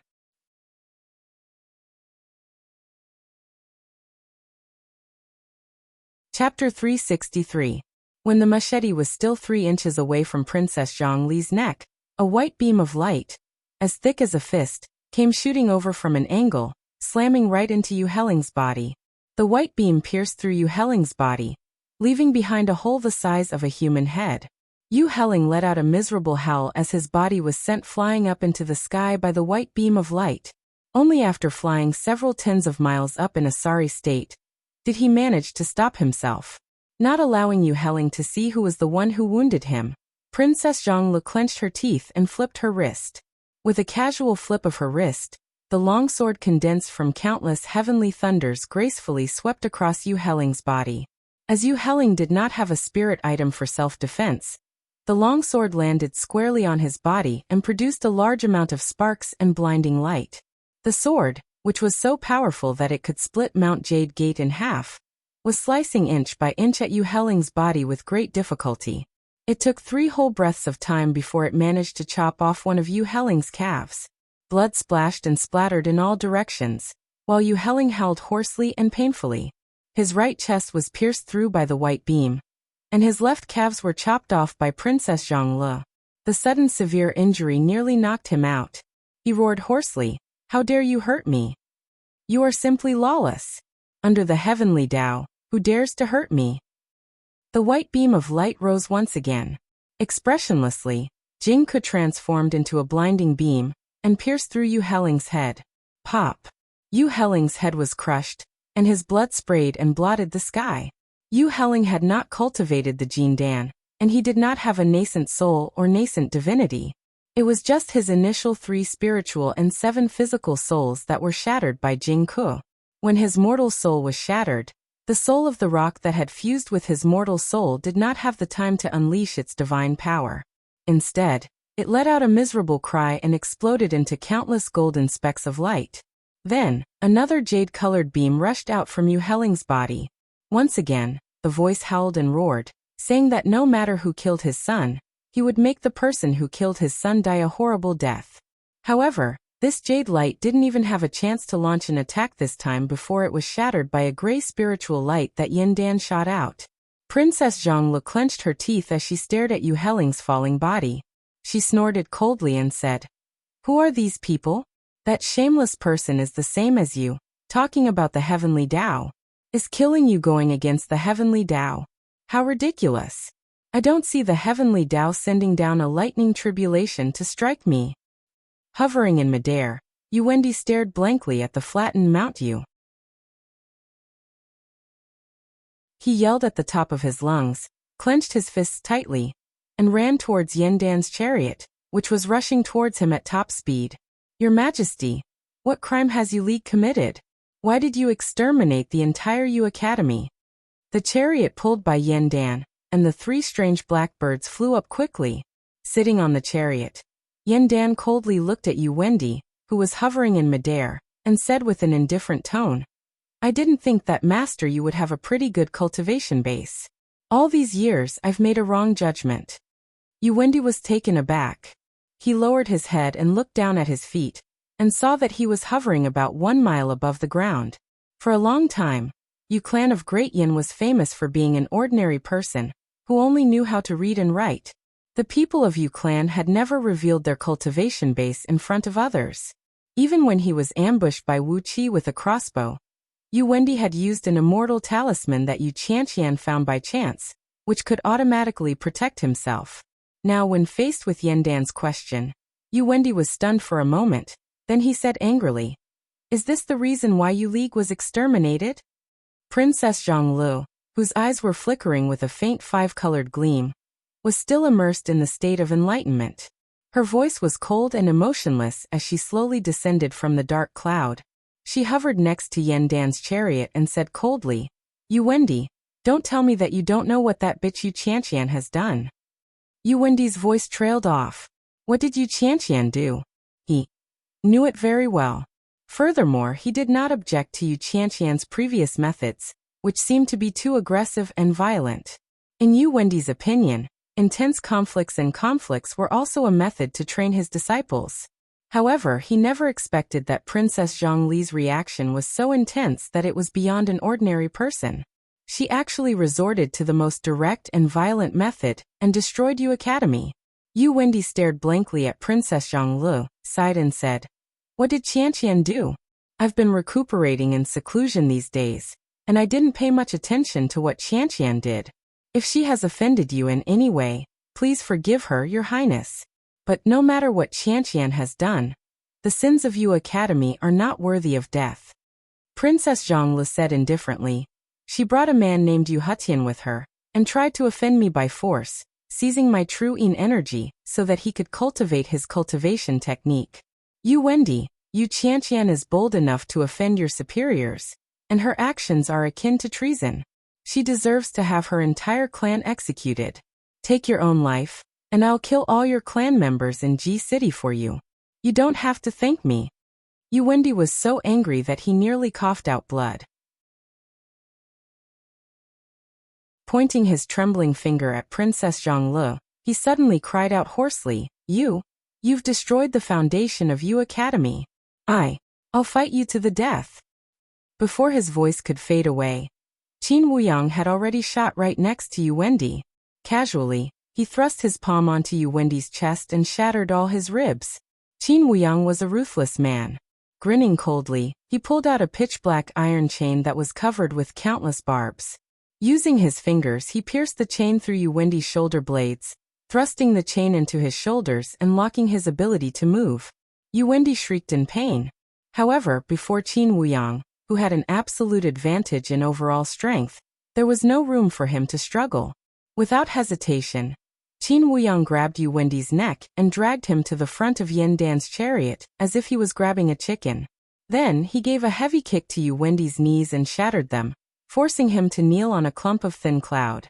Yandan looked down at Yu Wendy from above, then said coolly, "Over the years, there have been several upheavals in Great Yan Dynasty, and I suppose they are all related to Master Yu? For several hundred years, Yu clan has been making things difficult for Great Yan Dynasty all the time. I guess it's been hard on you." Yu Wendy's body trembled. He raised his head and cried out in shock. "What did you say?" I. Yandan waved his hand, sighed softly and said, "Don't explain and don't quibble. What I know is much more than what you think I should know. If not because I have the intention to use Yu Academy to test the disciples of Imperial Clan, and use you to temper the ministers of the Imperial Court, how could I allow you to act so presumptuously for so many years? Master Yu, don't you find it strange? Why is Su Qin hiding in your editorial institute? Why is it that after so many years, although the number of disciples of Yu Academy in the Imperial Court is increasing day by day, none of them is able to hold a real position of power?" "You."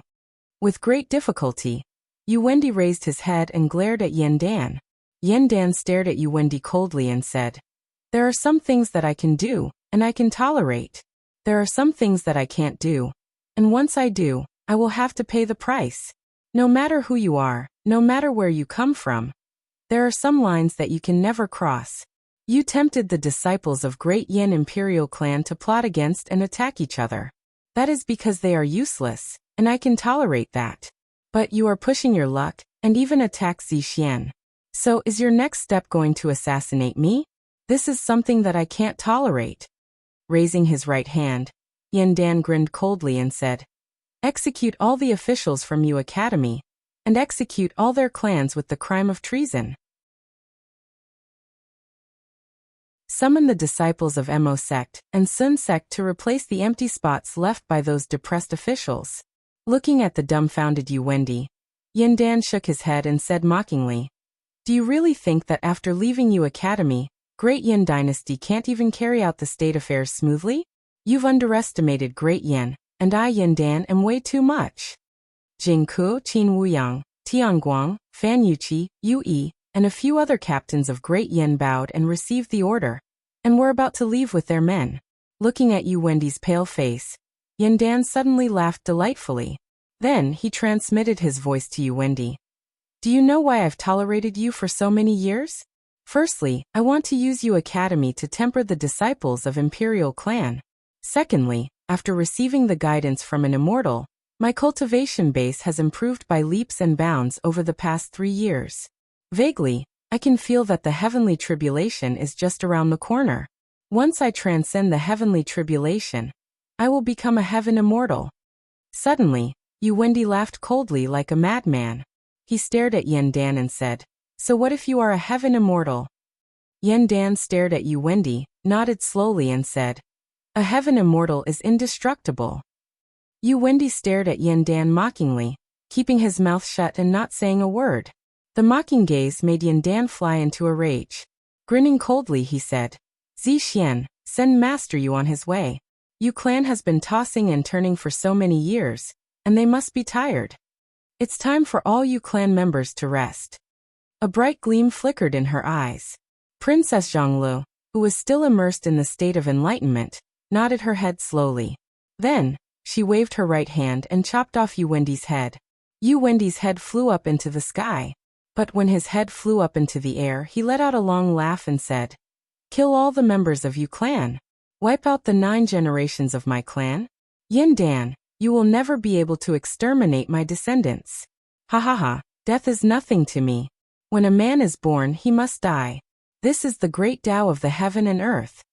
Princess Zhongli's face darkened. A 5-colored divine ray burst out from both of her palms, grabbing tightly onto Yu Wendy's head and squeezing it lightly, crushing it into powder.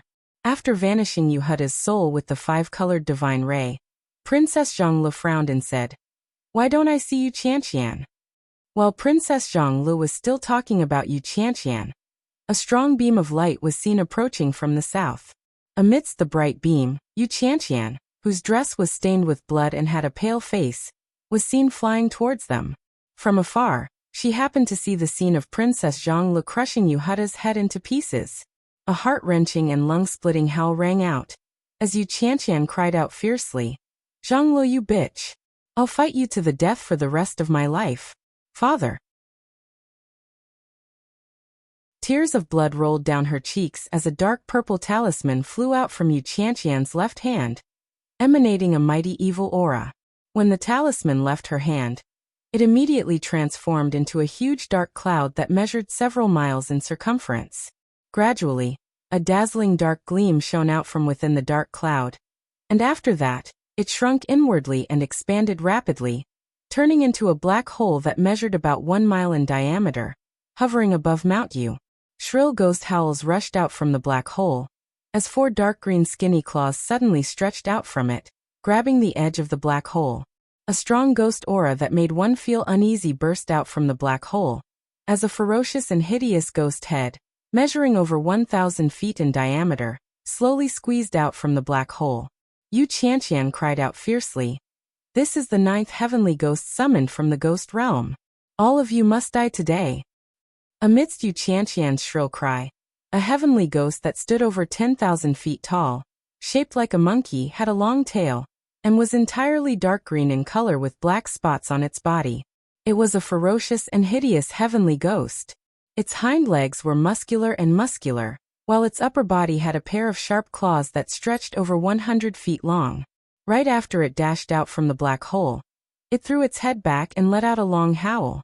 Amidst the dark cloud, the army of seafood brought by Lord Xianxing exploded into countless clumps of blood and gore amidst the long howl.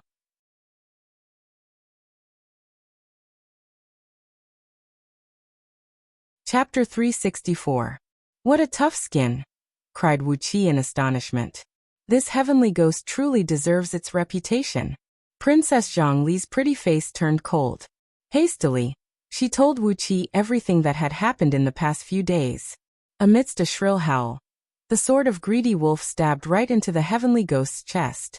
Crack! A crisp noise rang out, as General Greedy Wolf was knocked several hundred feet back.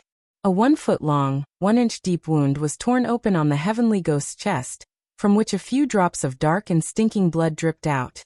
The heavenly ghost did not suffer too much damage. According to Lady Dark Goldwater's memory, unless one used the divine ability of Buddhist League to subdue ghosts, or the extremely rare Tranquil Cloud from Tao League, it was extremely difficult to kill these troublesome heavenly ghosts. Generally speaking, heavenly ghosts possess the overall strength to challenge those who were 3 levels higher than them.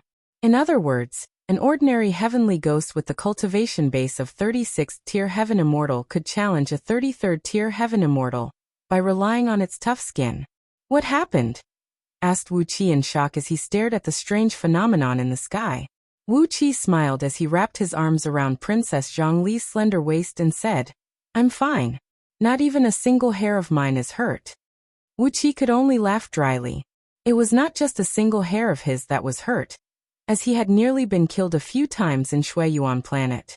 Especially when he was tortured by Lady Dark Goldwater. The few kowtows that made Wuxia throw up blood. But how could he tell Princess Zhonglu about this? Yan Qijuan, who had rushed over from behind Wuxia, was so angry that his nose was almost crooked. This was the precious daughter he loved dearly. The heavenly ghost, who had a huge body but was extremely agile, let out a long howl. Suddenly, it turned its head and fixed its gaze at Wuxia. When Wuxia and his company walked out from the teleportation formation, a towering murderous aura filled the air near Mount Yumen. The howls of ghosts shook the city and knocked many common people to the ground. The sinecures of Great Yan's Cloud Swallow Pavilion had been dispatched, activating all the defensive mechanisms around G City. One after another, the defensive formations that were reinforced by the experts of White Cloud Immortal Sect rose up one after another. The invisible ghost howls smashed onto the defensive formations, sending out a large sheet of pale green light, as if a ball of ghost fire had enveloped the entire G City. Like living beings, these heavenly ghosts had the ability to mate and reproduce with each other. As a result, the number of heavenly ghosts on the fragment grew larger and larger, and one day, a great war broke out between them and other immortals and demons. As a result of the war, the ghost realm officially became an existence recognized by all factions. However, it was also sealed by the joint forces of the almighty experts. Heavenly ghosts below the strength of golden immortals could not freely enter and exit the ghost realm. All of a sudden, the sword exploded, and countless bolts of lightning exploded on Sky Ghost's body like flood dragons. The bolts of lightning shot in all directions, scaring many Great Yen cultivators who were besieging the heavenly ghosts and forcing them to flee in panic. However, a few unlucky cultivators of Jin Dan realm were struck by the bolts of lightning. Howling miserably, they fell to the ground with black smoke billowing out of their bodies, twitching violently with tiny sparks flying all over their bodies. Heavenly ghosts with the strength of gold immortals and above could barely control their instinct to devour life force, flesh, and blood. Therefore, they did not pose too much of a threat to other living beings. As for those heavenly ghosts with the strength of gold immortals and below, they mostly acted according to their instinct. If they were in the ghost realm, their instinct was to reproduce to their heart's content. And if they were in other galaxies or heavenly realms, their instinct was to hunt down immortals and mortals, devouring their energy essence, flesh, and blood. Ghost realm? Nether ghost realm? Heavenly ghosts? Those heavenly ghosts born in the ghost realm? Princess Zhongli breathed out a sigh of relief when she heard Wuxia say that he was not injured. Then, she thought of Yan Qijuan and asked, "What about my father? He is not dead, is he?" Wuxia hugged Princess Zhonglu tightly. In front of Yan Dan, Yan Qijuan, and all the cultivators of Great Yen, he gave Princess Zhonglu a deep kiss on her red lips. Princess Zhonglu struggled weakly for a while, then gently smashed her little hand on Wuqia's chest, and simply reached out her arms and wrapped them around Wuqia's neck. Sun Kuang frowned and pointed his finger up into the sky. A beam of golden light shot straight up into the sky, then exploded into a dazzling halo that looked like a scroll. Very soon, 2 green beams came shooting over. 2 scholars clad in tall black crowns, white robes, and black boots landed in front of the crowd. They bowed to the sky and said, "Master, Princess Zhonglu has brought her men and razed Mount Yumen to the ground, slaughtering tens of thousands of people from Yu Academy, including the current sect leader of Yu Academy, Yu Wendi.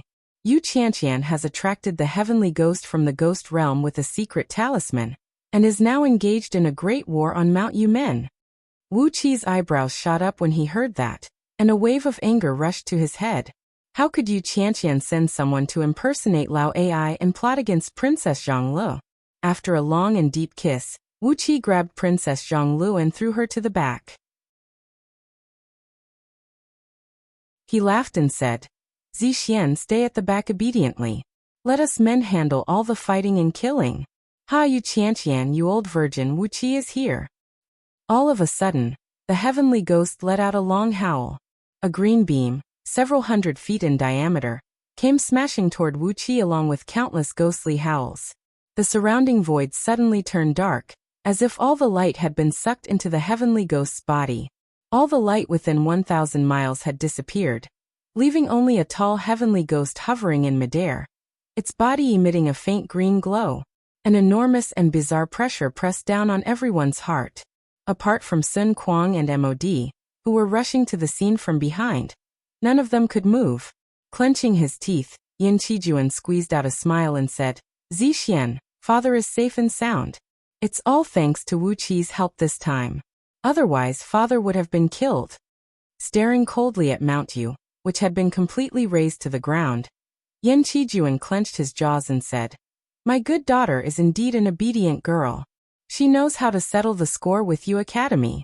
It is the people from Yu Academy who ordered those people to assassinate father." When fighting with the heavenly ghost, one could not fight it head-on. Instead, they could only attack it and entangle it, using the advantage of numbers to slowly wear it down. Then Wu Qi let out a long cry. With 2 immortal talismans personally crafted by Patriarch Jiang Yun in both hands, he sped towards the heavenly ghost, who was displaying his might amidst the crowd of great yin cultivators. The heavenly ghost had a mighty strength, and its body was extremely tough. Although it did not use any dharma spells or divine abilities, just a casual punch from its fleshly body could easily destroy the defensive magical treasures of great yin cultivators. Although the cultivators of Great Yin Dynasty had resorted to guerrilla tactics, they were still forced to retreat. Princess Zhongli's attitude towards Wu Qi and Yin Qijuan was like the difference between heaven and earth. Whenever she asked Wu Qi, she would ask him if he was injured or if he had suffered any internal injuries. As for Yin Qijuan, she would just tell him that he was not dead. It gave people the impression that if Wu Qi only had one finger injured, it would be a terrible thing. As for Yin Qijuan, even if he was crippled, she would feel relieved as long as he was not dead. Upon hearing the news, Wu Qi was so anxious that he kept stamping his feet and cursing Yu Qianqian's 18 generations of ancestors at the top of his voice. With his eyes bloodshot, he soared into the sky and transformed into a dark beam, flying straight towards Mount Yumen. Wu Qi had a very good eyesight. Exercising the mystic eyes of universe, he could clearly see everything that was happening around Mount Yumen from a distance of 100 miles. He saw Princess Zhonglu holding a sword that measured several tens of miles long, slashing it forcefully onto the head of a heavenly ghost, who stood 10,000 feet tall and had a ferocious and hideous appearance. After obtaining Lady Dark Goldwater's memory, Wu Qi was no longer completely ignorant about this universe. The ghost realm was originally a part of Pangu continent, but during a battle between countless immortals and fiends during a certain cataclysm, a very large piece of Pangu continent was shattered into pieces. The broken pieces drifted into the vast starry sky, and eventually fell into a clump of innate yin ghost energy, left behind by the great Saint Pangu when he created the world. The eyes of Yin Dan and Yin Qijuan nearly popped out from their sockets. Especially Yin Qijuan, who was trembling with anger. "Do you two still have any respect for me, your father and father-in-law? Don't you think you are too bold to do that in front of so many people?" Yu Qianqian was standing right on top of the heavenly ghost's head, glancing coldly at the surroundings. Suddenly, Jingke transformed into a white beam and shot over, slamming onto the heavenly ghost's body with a loud clang. The dark green skin of the heavenly ghost was extremely tough. Although the white beam transformed from Jingke sent out a large sheet of white light, it only tore a small piece of skin about 10 feet in circumference on the heavenly ghost's lower abdomen, causing a few drops of dark and foul-smelling blood to ooze out. However, it did not really hurt the heavenly ghost's body. This innate ghost energy was the first thread of innate ghost energy. Just like all the other innate energies, it possessed an unimaginably magical power. On that fragment of Pangu continent, countless immortals and Buddhas who died tragically had awakened a few eons after their deaths. When they woke up, they had been transformed into ghosts, and their characters were influenced by the innate ghost energy, becoming sinister, treacherous, cruel, and violent. Upon hearing Wu Qi's loud laughter, Yu Qianqian's face turned even more unsightly. Subconsciously, she gave her dress that was stained with blood, then suddenly pointed her finger at Wu Qi and cried out hysterically, "Heavenly ghost, kill him! Kill him! Kill him!" The sword exploded, and Princess Zhonglu spun and left without hesitation. A five-colored cloud was hovering under her feet, and the speed of the cloud was comparable to Wu Qi's acquired magnetic sword escape beam. Wu Qi gave Princess Zhonglu a look of astonishment, then casually threw out the sword of Greedy Wolf. Together with 14 wolf heads, each the size of a water tank, shrouded in a dark glow, they transformed into a pitch-black stream of light and thrust towards the heavenly ghost. Wu Qi cried out and told them the method he came up with on how to deal with the heavenly ghost. Sitting in the chariot off in the distance, Yan Dan gave out an order. Immediately, countless great yen cultivators changed their formation, following Wu Qi's method, and began to attack the heavenly ghost. No longer did they have a head-on clash with the heavenly ghost. All of a sudden, the surrounding heaven and earth shook violently. The void cracked open, and countless ghost flames emerged out of thin air. The heavenly ghost threw its head back and let out a furious howl. Flustered and exasperated, it leaped tens of miles high into the sky with just one leap. Looking down from the sky, it swung its 4 long claws, trying to grab onto Princess Zhonglu. When Princess Zhonglu saw Wu Qi, she burst into a joyful laughter. Nimbly dodging the claws of the heavenly ghost, she spun her body and came next to Wu Qi, hugging his arm. Hastily, she ran her hands over Wu Qi's body, then gave Wu Qi a careful look.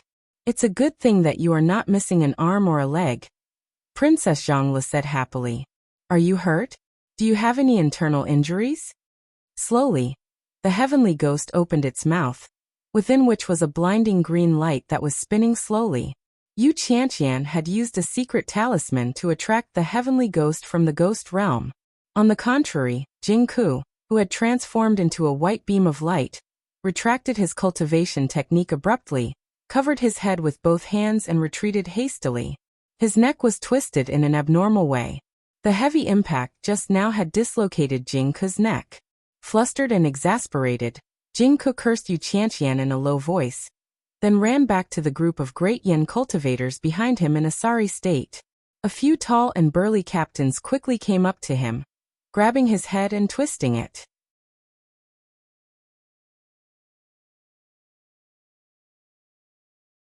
Chapter 365. When the ghost flame bumped into the yellow light barrier transformed from the earth element dragon scale shield, it stuck to the barrier like a rotten meat paste. Amidst sizzling noises, the yellow light barrier and the ghost flame clashed and rubbed against each other, sending up a large sheet of stinking green smoke.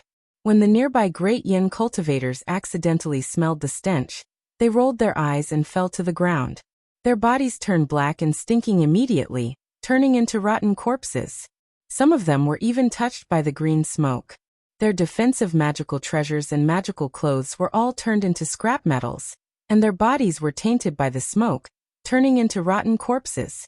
Suddenly, a figure dashed over from the side. Qin Wuyang grabbed Yu Qianqian's nascent soul with one hand, and without saying a word, he shot out a stream of flame from his palm, burning the nascent soul, and making it wail miserably. Yan Dan retracted the disk of heavenly Dao transmigration, gave Yu Qianqian a cold glare, and said with a sneer, "Bring her back. Use the art of soul-searching and find out all her memories." A mouthful of blood with a faint stinking smell sprayed out from his mouth, and Wuqi was so frightened that he took a few miles back. No ordinary cultivator would take on the prime ghost flame of a heavenly ghost head-on, as it was no different from a bored and poor mortal jumping into a cesspool to take a bath. Staring at the approaching green ghost flame, Wuqi twisted his wrist, shooting out a sheet of yellow light with a faint buzzing noise and wrapping him tightly within it. Before she could finish her words, Wuqi opened his mouth and shot out a ball of earthen yellow light. It was the acquired earth spirit pearl that flew whistling through the air. Together with a tremendous magnetic force that blotted the sky and blotted the earth, it ripped Yu Qianqian's nascent divinity into pieces. "What are you talking about?" Wuqi roared angrily. "She is just a woman, and her father has been killed. What is the point of keeping her alive?" Yu Qianqian roared furiously, constantly exerting the power of the golden talisman in her hand. Obviously, the talisman was an immortal talisman produced by an immortal. However, as Yen Dan had not hesitated to consume his prime energy to activate the disk of heavenly Dao transmigration, how could he allow her to escape with the help of a mere immortal talisman? Then, the 6 bright beams converged inwardly and rolled up. A muffled boom rang out, as Yu Qianqian's defensive golden barrier was ripped to shreds. An enormous pressure smashed onto Yu Qianqian's body, ripping her petite body into pieces. Her nascent soul soared up into the sky in a panic. The gigantic Sky Ghost's body suddenly sank. Hovering in midair, Sky Ghost was pulled down by a tremendous force and smashed heavily to the ground. Sky Ghost's body was heavy to begin with, and with the addition of the magnetic force, which was several tens of times stronger than the normal gravity, Sky Ghost's body sank several thousand feet deep into the ground. Before the Sky Ghost came back to itself, more and more complicated tides of gravity surged from the side, pulling and twisting the Sky Ghost's body. On the other hand, the several dozens of dragon-scaled golden beams flew back to Wuqi feebly, swaying and swaying. The once dazzling golden light balls were now covered with a faint layer of green mist. The connection between Wuqi and the dragon scales was weakening rapidly, and soon he could no longer sense the existence of the dragon scales. Pop! Several dozens of cracking noises rang out, and the dragon scales were corroded into ashes. Only several tens of pure innate earth element energy essence flew back to the earth element dragon scale shield.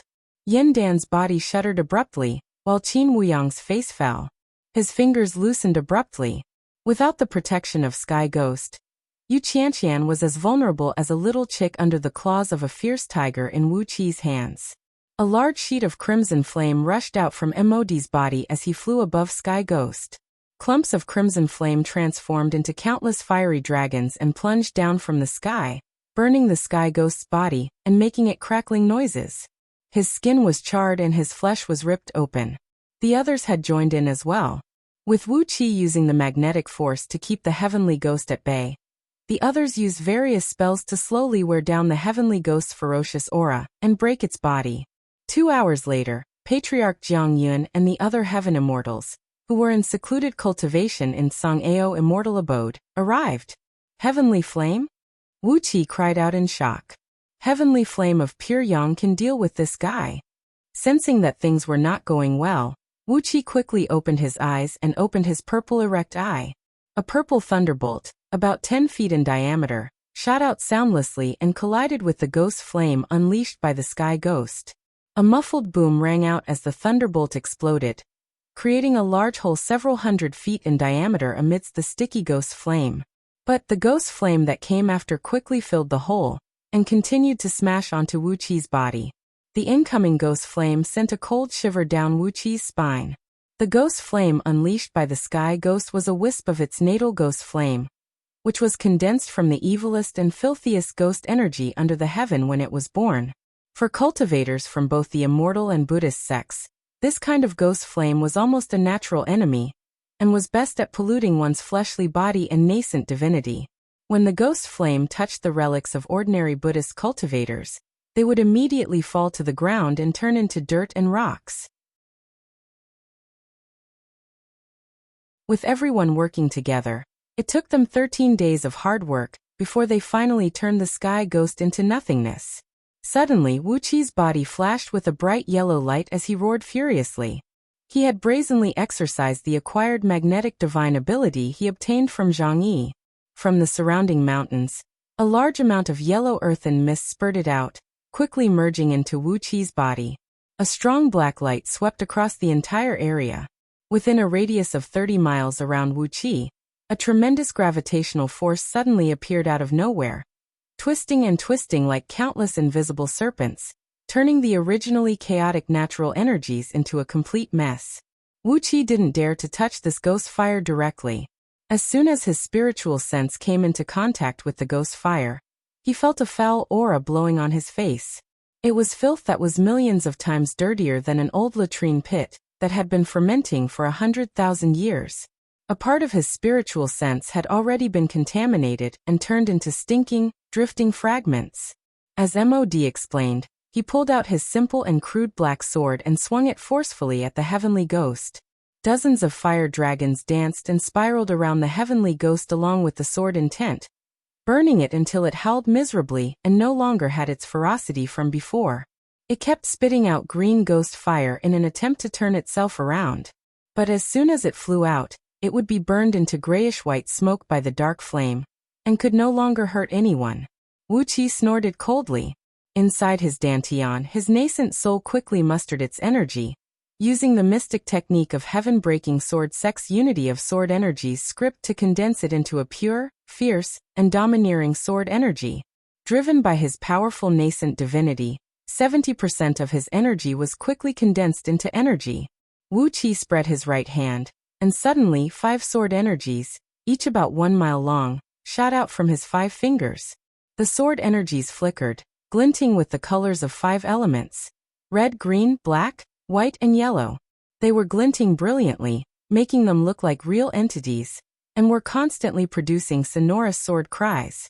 Before the crowd could catch their breaths, Patriarch Jiang Yin gave MOD and Sun Kuang a glance and said suddenly, "I didn't expect that in just 3 years, you've already secretly transcended your heaven immortal tribulation? Fine, summon everyone. Let's go to Tsang Ao immortal abode for a meeting." Only then did Yan Dan come to his senses.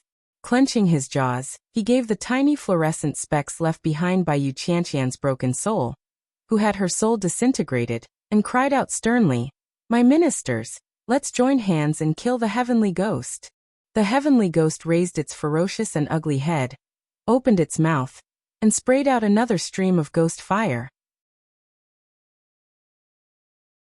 Together with a pungent stench, the ghost fire spiraled out and collided head-on with the energy unleashed by Wuqi. The air vibrated in the void, as loud swooshing noises kept ringing out. Large patches of ghost fire turned into sticky and stinking green liquid that dripped down from the sky, while the sword energies unleashed by Wuqi were being corroded and melted inch by inch. In just 3 seconds, the sword energies unleashed by Wuqi, which were 70% of his energy, were completely corroded. He quickly ran through all the cultivation techniques he had been cultivating, and none of them could deal with the heavenly ghost. Wuqi's face darkened. With a shake of his wrist, he was about to unleash the spirit-restricting rope to bind the heavenly ghost. But the spirit-restricting rope suddenly moved, and a clear message was transmitted into his mind. "Even if you kill me, I won't bind the heavenly ghost. It's too dirty, too disgusting, and even my true form will be contaminated. Unless it is an immortal item crafted by a gold immortal, any immortal item below the realm of gold immortal will be contaminated by the heavenly ghost." The sudden attack caught the heavenly ghost off guard. Even Yu Qianqian, who was standing on top of its head, cried out in alarm as her body was suddenly thrown up into the sky by a tremendous magnetic force that could not be resisted. Before the heavenly ghost and Yu Qianqian could react, Wuqi shook his wrist, shooting out a golden dot of dragon scale. It flashed and disappeared in a flash, and Yu Qianqian let out a miserable howl as the golden dot pierced through her lower abdomen and flew out from her back. Because of Yu Qianqian's words, MOD and Sun Kuang, who were standing stiffly off to the side, struck out at the same time. Yu Qianqian's wicked laughter rang out. "Wuqi, I'm going to teach you a lesson today. Zhang big sister Qianqian will feel sorry for you today. Hee, you've destroyed the foundation of Yu Academy and killed my father. I'm going to make you pay for this. The dragon scale was looted from Wanying Dragon King's mansion, and it was shed from a true dragon who had once ascended to the immortal realm. Yet, it could not resist the invasion of the heavenly ghost's filthy energy. Wuqi was struck dumb. It looked like the spirit-restricting rope was right. Any immortal item of heaven immortal grade would be contaminated by the heavenly ghost's body, unless it was an immortal item of gold immortal grade. No wonder the heavenly ghost from the ghost realm was in existence that could incur the wrath of the heavens and the resentment of the men. Wuqi's heart sank slightly. He turned to give Yandan a look and saw Yandan's expression change. Mod gave Wuqi a look, nodded and said, "It is not the pure yang heavenly flame, but the ink flame that Mod has comprehended after spending many years harvesting the pure yang flame from the earth's core and crafting magical treasures.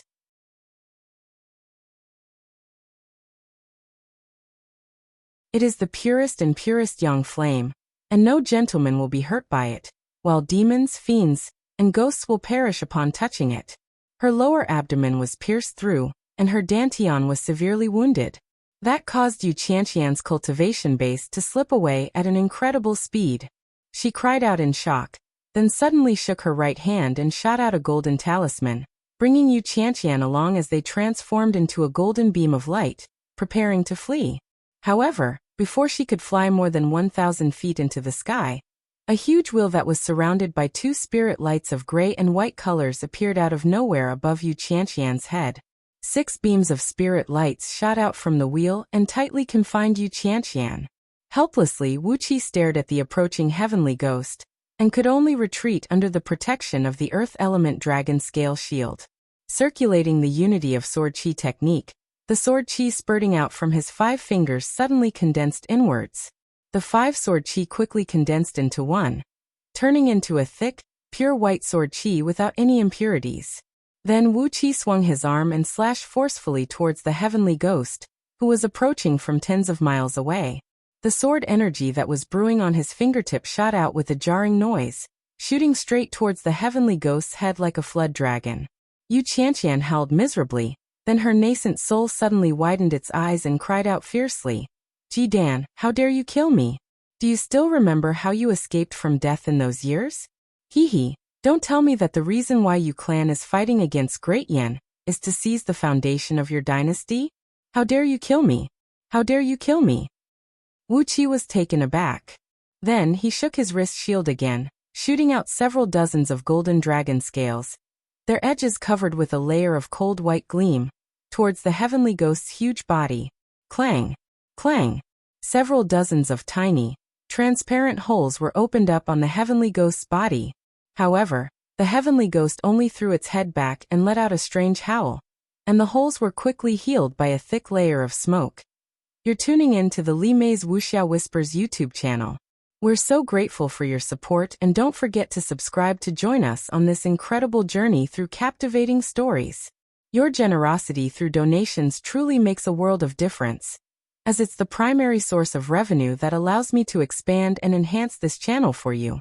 Thank you from the bottom of my heart for being a part of this adventure.